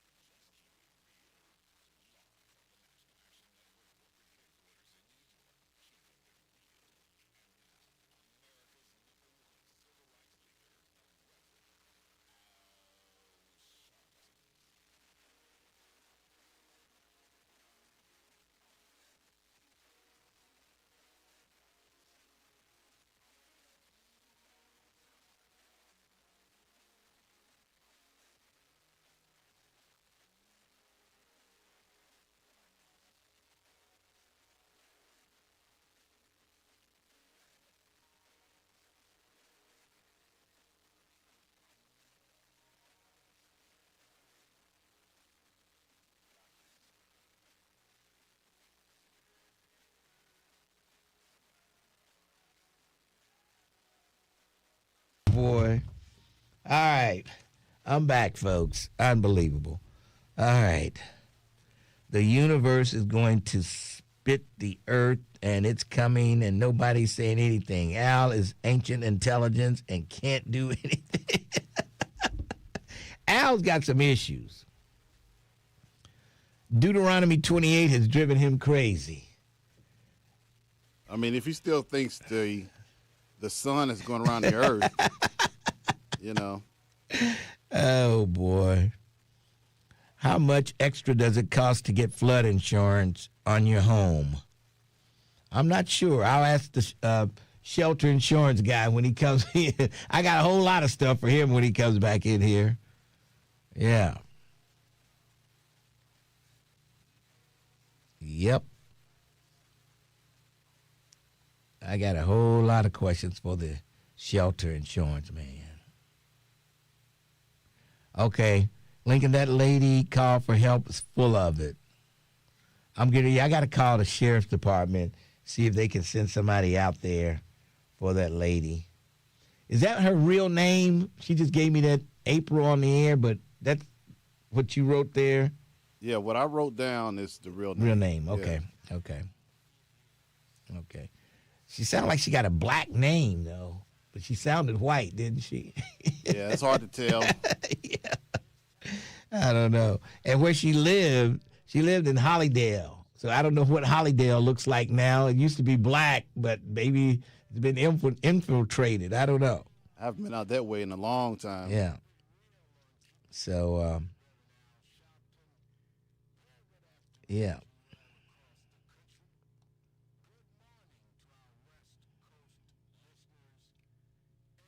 All right. Folks, I'm getting ready to get out of here. This is a long day for me today. I got the TV show tonight. So this is the longest day of the week for me. Longest day of the week. And I got to go home to get in my hoodie so I can go to and do nothing Oh, the rest boy. of the day. Yeah. I have things Hide out to at do. home. Hide out at home. You as bad as that lady, you know. Oh. They're out to get me. I'm not going out there. They're going to kill me. Oh, I'm not that bad. I go out when I want to. Oh, boy. I don't think anybody's out to kill me. Oh, boy. I'm not paranoid, schizophrenic. I do feel sorry for her. I mean, I hope she's all right. Yeah, I but- mean, people people get like that. They think people are watching them. Yeah. Think people are watching them, following them. Yeah. Yeah. I hear that all the time. There's a lady who I'm friends with on Facebook. I'm thinking about cutting her loose. She's always posting photos of people just walking up the stairs in the hall of her apartment, like outside her door. It could just be any random person. She's just taking photos with her. I guess she's got a camera that Maybe she has the glasses on her glasses or something. Peephole camera or something. But she's like, if I go missing, look at these photos, call the police. Oh, geez. Yeah, Oh, yeah, a boy. bunch of them. All right. All right, folks, I'll see y'all tomorrow. I'll be at the Seventh-day Adventist Church with Kumsi Lotion. Oh, boy. Kumsi Lotion. And I'm gonna rub down in Kumsi Lotion tonight. I'm gonna get Sharon to rub me down. Can Mrs. Ware handle all that Kumsi Lotion? In Kumsi Lotion. Rub me down. Rub me down. And I'll be running to the place tomorrow.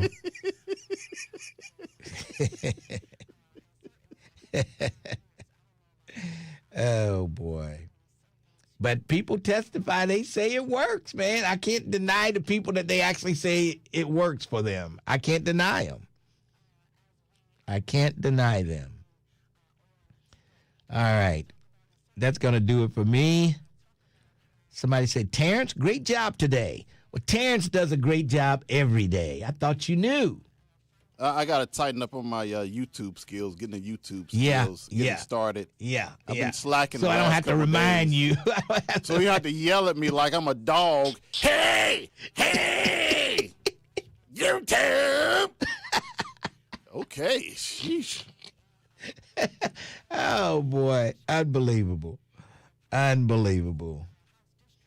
Oh, boy. Like little Boosie, wipe me down. Oh, boy.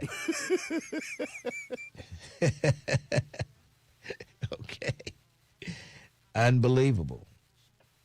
All right, folks. I'm out. Terrence Howard, you can hit the kill button. All righty. All right.